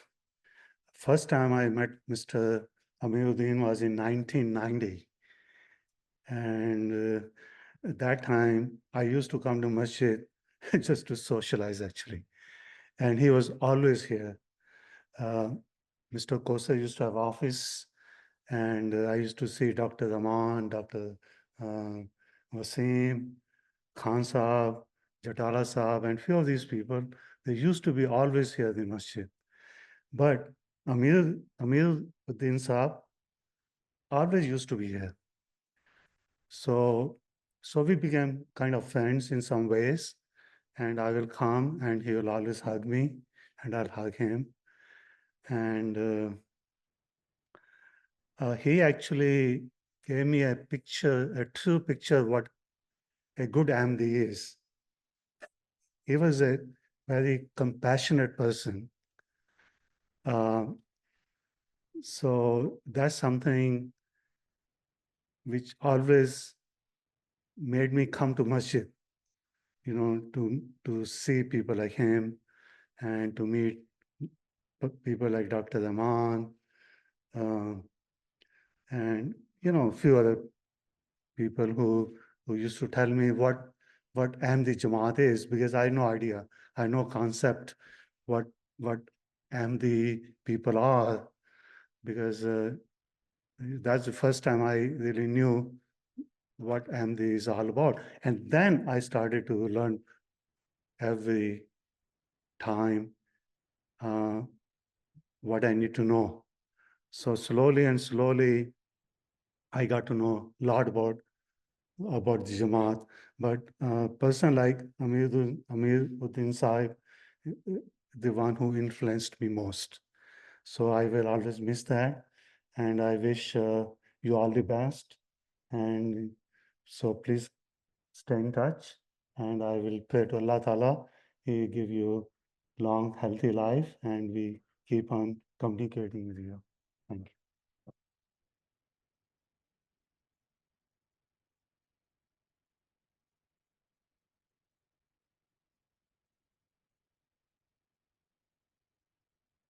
you. Assalamu alaikum.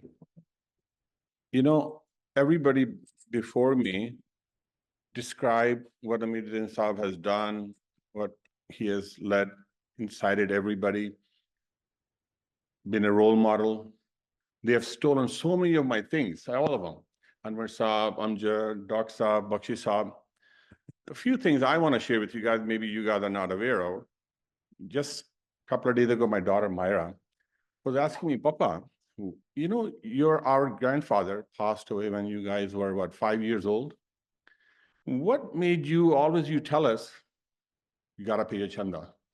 Guga, you got pocket money, you got gifts, you got to pay chanda.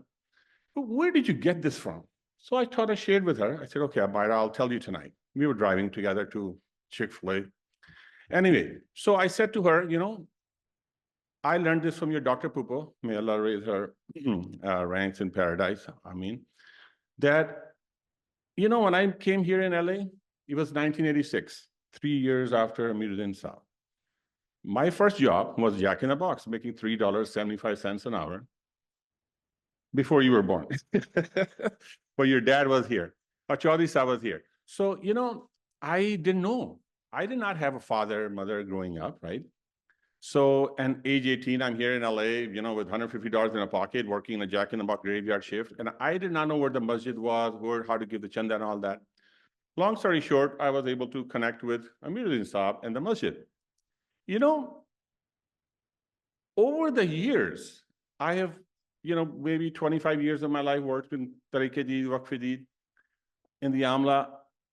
If there is a role model that I would say that I look up to, are 3 people. 1, Anwar Khan Sahib sitting over there. 2, Amiruddin Sahib. And 3, Kausar Sahib. You know, I learned humility, dedication, commitment from these stalwarts of our Jamaat.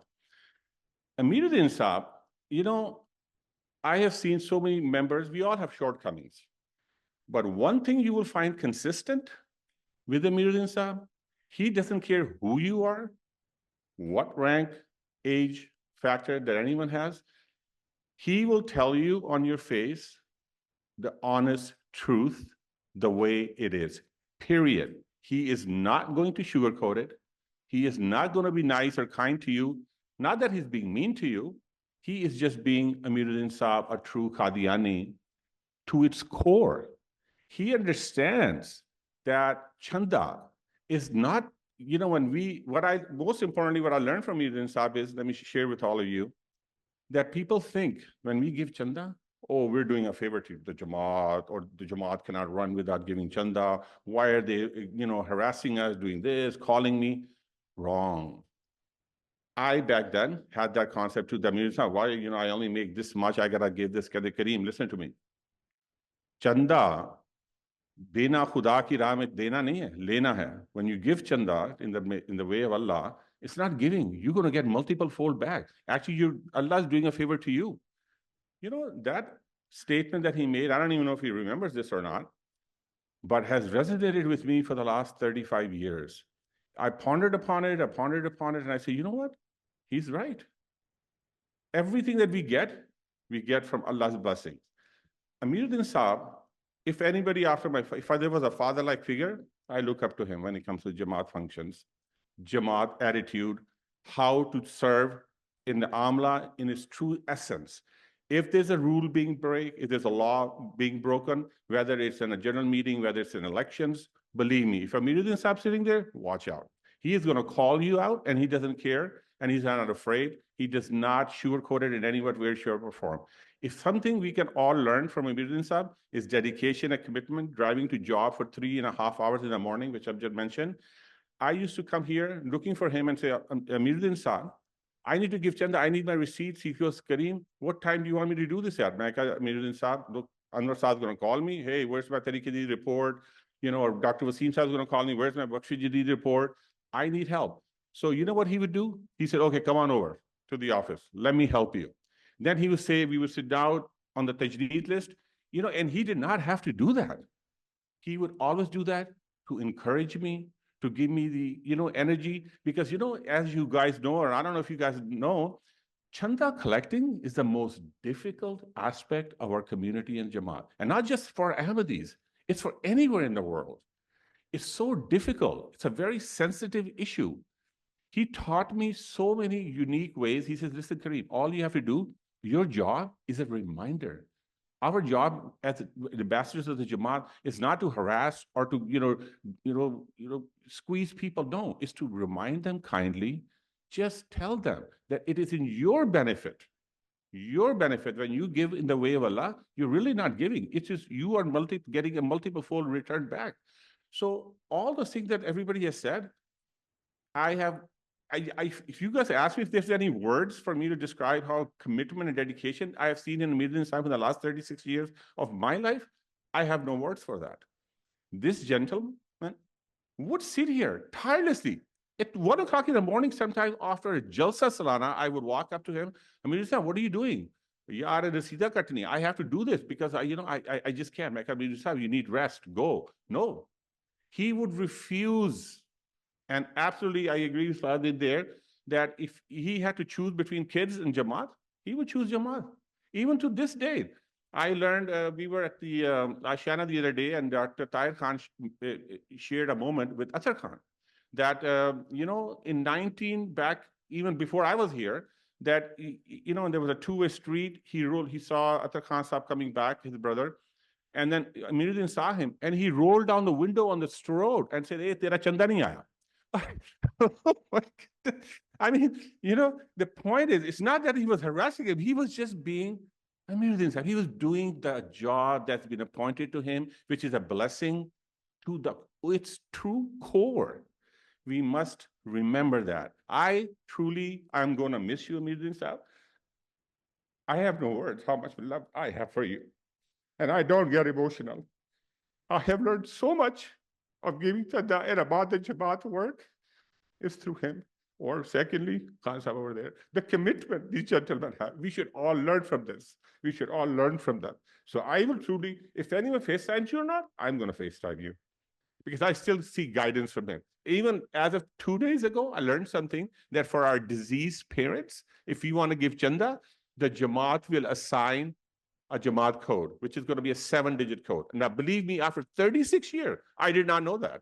I just learned something even 2 days ago from him.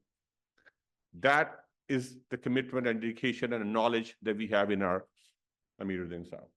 May God, Allah bless you, Amiruddin Sahib. Every single prayer that's been said here today, may Allah accept that in your behalf.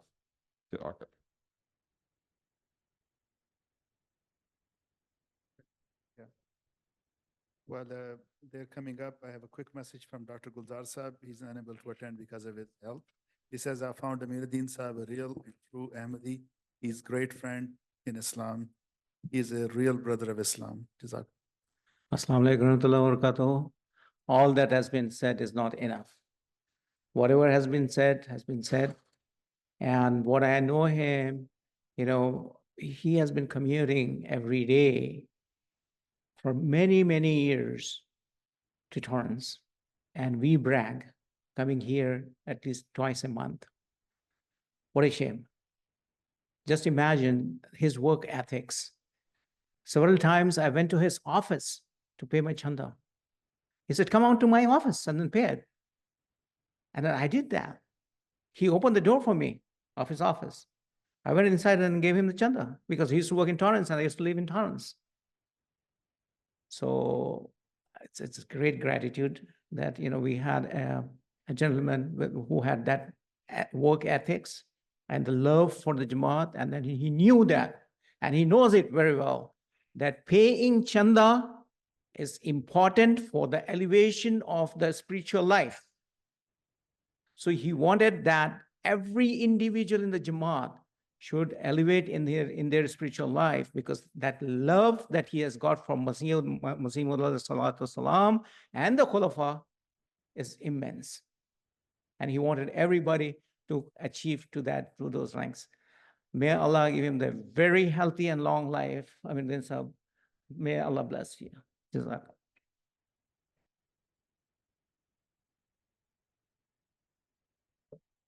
Assalamu alaikum. I just want to say a quick few words about Amiruddin Sahib. The position of Amla as a finance secretary, I think so it is a very tough and responsible position in Amla because they have not only to follow the budget numbers, hard numbers, but Alhamdulillah, as an Jama'at, we have to go above that numbers that we have committed.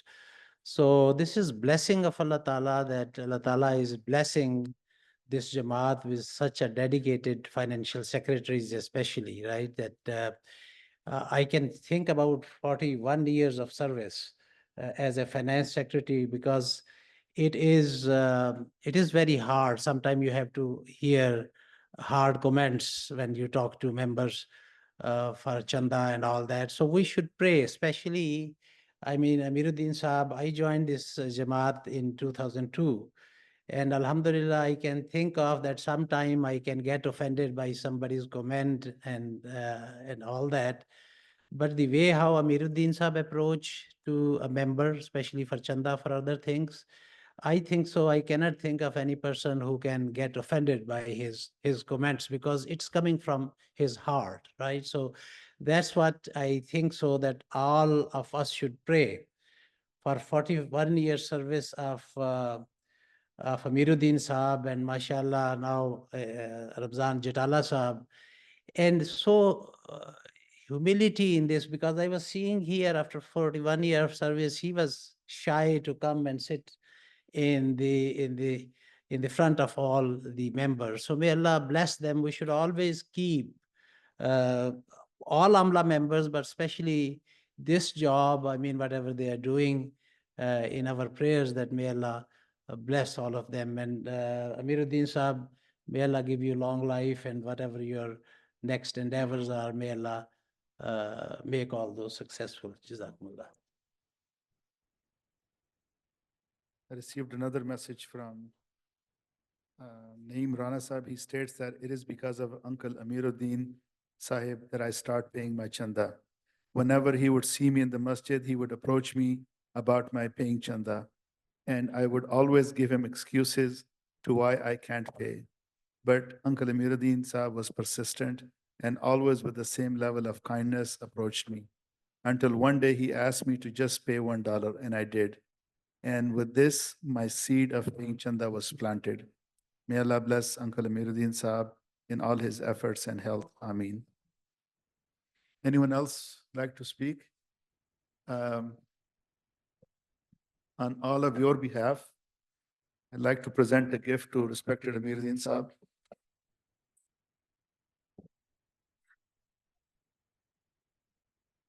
So this is from the Los Angeles Jama'at. We bought a computer for Amiruddin Sahib. And Amiruddin Sahib, please use this computer to join us over Zoom when we have a meeting. And mashallah, ji. Jazakallah. Yeah, next time we have a finance drive or something, we'll call upon you, and maybe he can call people from there. You know, as Falah mentioned, that he remembers everybody's codes, mashallah.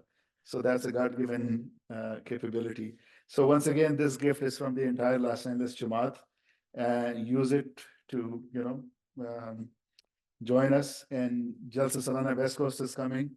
So please come again, inshallah ta'ala. We'd love to host you, our Jamaat guest, and see you in December, inshallah ta'ala. So I'd like to present on behalf of all of you.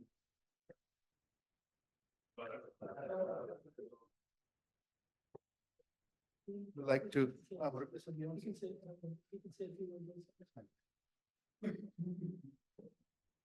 Assalamu alaikum. I just want to say thank you for the cooperation you have given to me. I will remember you. You please remember me in your prayers. Jazakallah. We'll get ready for a picture after Murabi Sahib. group picture, inshallah.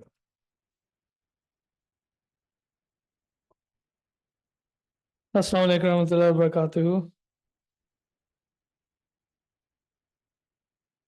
First, I wanted to ask Athar Sahib, chanda waise de diya na ki nahi? I want to confirm, because otherwise Amiruddin Sahib will ask. I also hope that our other elders don't plan to move so that they can get this reception as well. You should remain here with us, inshallah. I have 3 stories to share with you with respect to Amiruddin Sahib. He is also about a year older than my father, so he's like a father to me. And everybody who's spoken so far, they're speaking as his contemporaries. They've spoken about his long line or long history of service and dedication. I know many young folks have been seeing him as well. I have known him, as Anwar Khan Sahib mentioned, I have known him since 1990, when I was 3 years old. We moved to Los Angeles. The 3 stories are as thus. The first story is the very first time that our family had to go somewhere. I don't recall where, but we needed a ride from Amiruddin Sahib. And so we got to sit in the car with him for the first and last time. It was an amazing experience, and we remember it, and the family and fondly remember it. We have never seen somebody who can drive and stop at the same time throughout an entire journey. But it was literally, we walked into the masjid, we said, Amiruddin Sahib, can you give us a ride? Without hesitation, dropping the receipts, immediately went with us. This is the kind of dedication that we hope and pray everybody has. That's the first story. The second story is, I think it was 1995, Eid day. Me and Zakaria Sayyid Sahib are walking in the back of the mosque before Eid prayer. Zakaria Sayyid Sahib had just gotten an Eid gift, which was a water gun. And we're looking at it, and if anybody recalls, these TVs didn't look like this back in the day. They were large, huge size TVs. And so whoever designed our mosque had designed the TV structure in the building to be where you put the TV and it looks like a flat screen, but there's a cemented portion outside in the back wall. So of course we had to secretly see these water guns. So we decided to walk around the minaret area. I'm looking at the gun and I'm excited, about to shoot it. I keep walking forward and I don't realize that this huge cement block right in front of me, and bam, I hit my head. I don't know if you remember that. What does this have to do with Amiruddin Sahib? Immediately, we were taken in to one of the offices to find the first aid kit. The reason I remember this story is because, mind you, this is before Eid Namaz. People have not arrived yet. But Amiruddin Sahib was in that office working on receipts. And at that moment, he found us the first aid kit and continued to work on his receipts. So I've known that since so many years now. Imagine somebody, most of us are still getting ready to get to Eid prayer. He came early. I don't think his family was here with him, but he was working on receipts. The third thing is that, he is like a father to me. And many a times when we have elders, it is hard for them to see beyond the fact that they're elders. Many of us fail to do that as well. We see a little kid, as he gets older, he's still a child to us. But Amiruddin Sahib, the moment I came here as a missionary, I've never seen somebody show so much respect, so much love, so much guidance. Immediately, to him, I was a missionary. And to me, he was still like a father, like an uncle. And I would speak to him as such. But he changed his demeanor, changed the way in which he approached me, the way he would interact with me. So much so that I remember whenever his wife was sick, he would come to me and request prayers. I go to him to request prayers. He's my elder. But knowing the respect of the Jama'at, knowing that I'm representing Khilafat, he would come to me. And throughout the experience, in fact, I remember the day he came to me and said that, they won't even let me have a license anymore. So I truly prayed for him, because I understood that if he doesn't have a license, he can't drive, he won't be able to come here every day on his own. He'll be hindered by that. And that was what broke his heart. So these are the 3 brief stories I wanted to share with you, that consistently Amiruddin Sahib has shown love to this Jamaat, has shown dedication, 41 years. This is not something small, and I would hope and I would pray. I know that his son mentioned that he could not say or do what his father did, but that's the prayer today. The prayer today is that the family should continue his legacy. His friends and their children should continue the legacy. There's a hadith that if you honor your father's friends, it is great in the sight of Allah. So many of you, your children are like children to Amiruddin Sahib. Honor his example by embodying those characteristics that we described today in your own life. I do have one story I wanted to share. I was reading this story and I felt, and I'll explain at the end. The story is actually written in Malfuzat by the Promised Messiah alayhi salam. He's quoting a story about Imam Abu Hanifa. As you all know, a very great Imam in the history of Islam. Huge. A person who is unapproachable in a way. Very saintly. The story goes, a person approached Hazrat Imam Abu Hanifa Raziyallahu anhu about their plans to build a mosque and asked him to contribute. Imam Abu Hanifa, huge, great Imam, he excused, he cannot donate anything. In fact, he could have contributed a lot if he had wanted to. The person insisted. We do not want a lot from you. Please contribute something, just a token. At last, Imam Abu Hanifa gave a penny worth of a coin. The person came back in the evening with the coin and said, "Sir, this coin came out to be fake."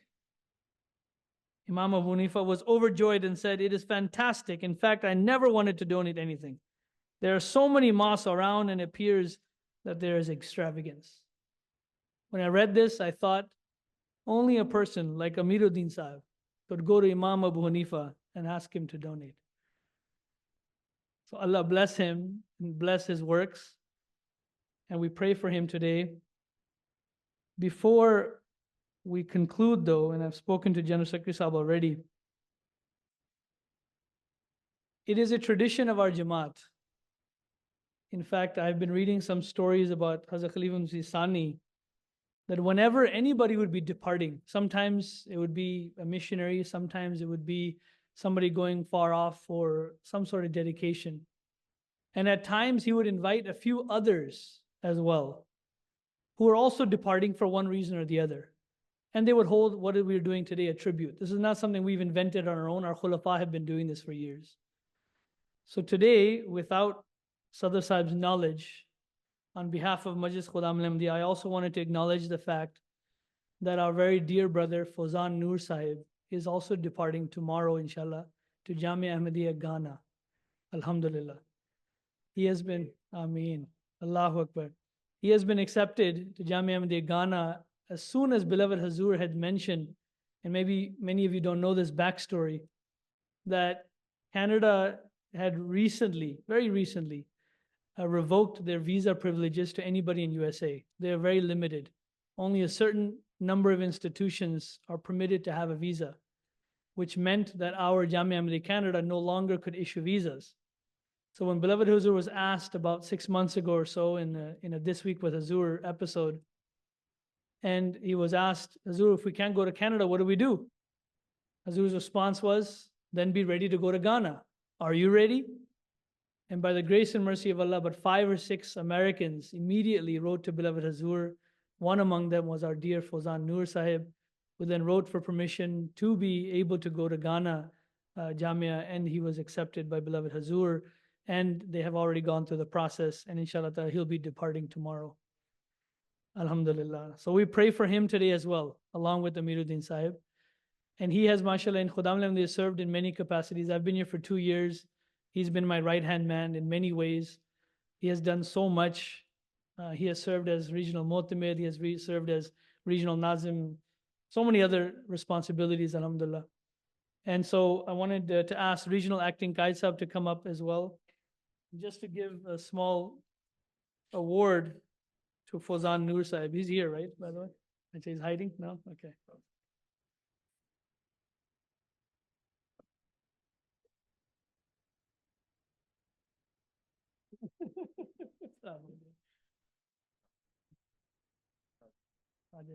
Somebody can take a quick picture if that's okay.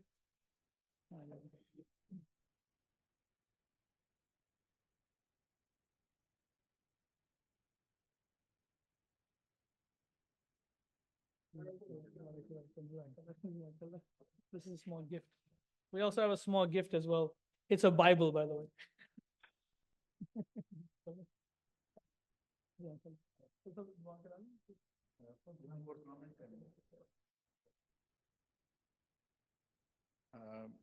Ibrahim Naim Sahib wanted me to share this, and I think Sadiq Sahib on Zoom also wanted to share.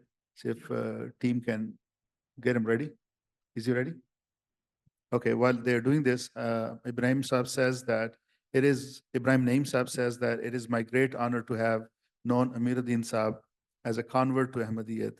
He was kind, supportive, and instructive in helping me learn my financial obligation to Jamaat. His thoughtful and kind manner encouraged me to become dedicated to fulfilling my financial obligation to Jamaat. Allah bless him best. Ameen. Ahmad Sadiq Sahib is ready? Let him know that he can unmute himself now. Let me just say.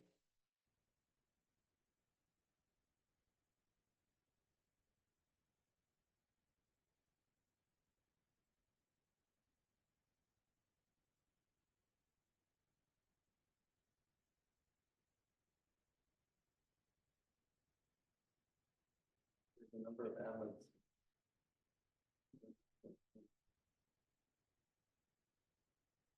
In the meantime, can we get the chairs ready? Ozan, can you please? So we'd like to do a group photo. We'll put some chairs in the front. You guys stay where you are. We'll put some chairs in the front.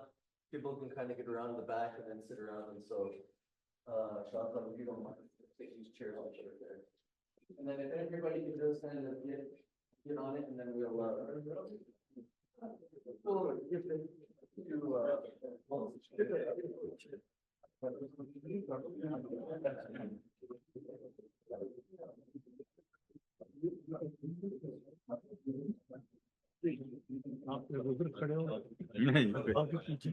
I'm fine with Good. हाँ जरा नीचे बैठे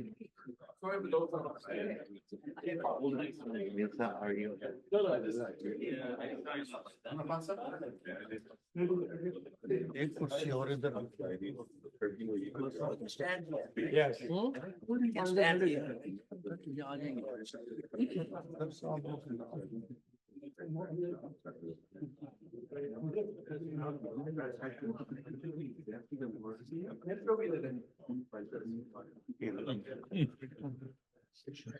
Assalamu alaikum. Go ahead, sir. Jazakallah Sadr Saab for giving me this moment.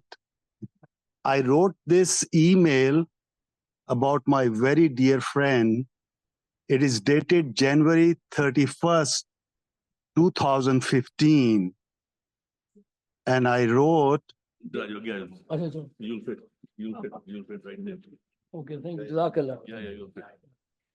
I wrote, respected Amir Saab USA. The email speaks for itself. Respected Amir Saab USA, Assalamu alaikum. Amiruddin Sahib, Financial Secretary for Los Angeles Inland Empire Jama'at, had an open heart surgery about 10 days ago. He came home from the hospital only a couple of days ago. Today he is preparing and sending the annual financial statement to the members. I just received mine. May Allah enable each and every office holder of our Jamaat to exercise the level of dedication expected from the followers of promised Messiah alayhi salam, as reminded by our beloved Hazur, Hazrat Khalifatul Masihul Khamis, and give Amiruddin Sahib long and healthy life. Ameen. The subject of this email was dedication like Amiruddin Sahib. Jazakallah Sadr Sahib for allowing me to share this email with you and everybody else. Everyone volunteer to squeeze in as much as possible. See if we can make this happen. Great stuff. You're a good term. All right, let's see who's not in. Let's go down to the wall. You know what, I'll figure it, hold on.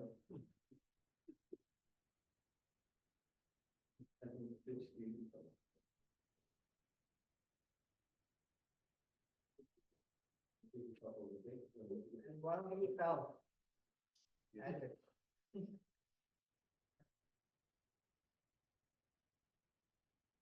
Hold on, nobody move, nobody move.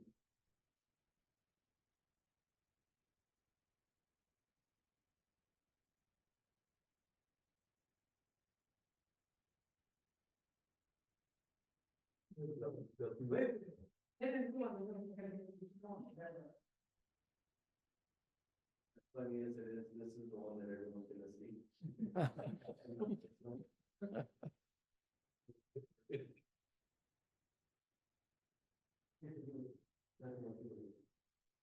Galaxy. Panoramic.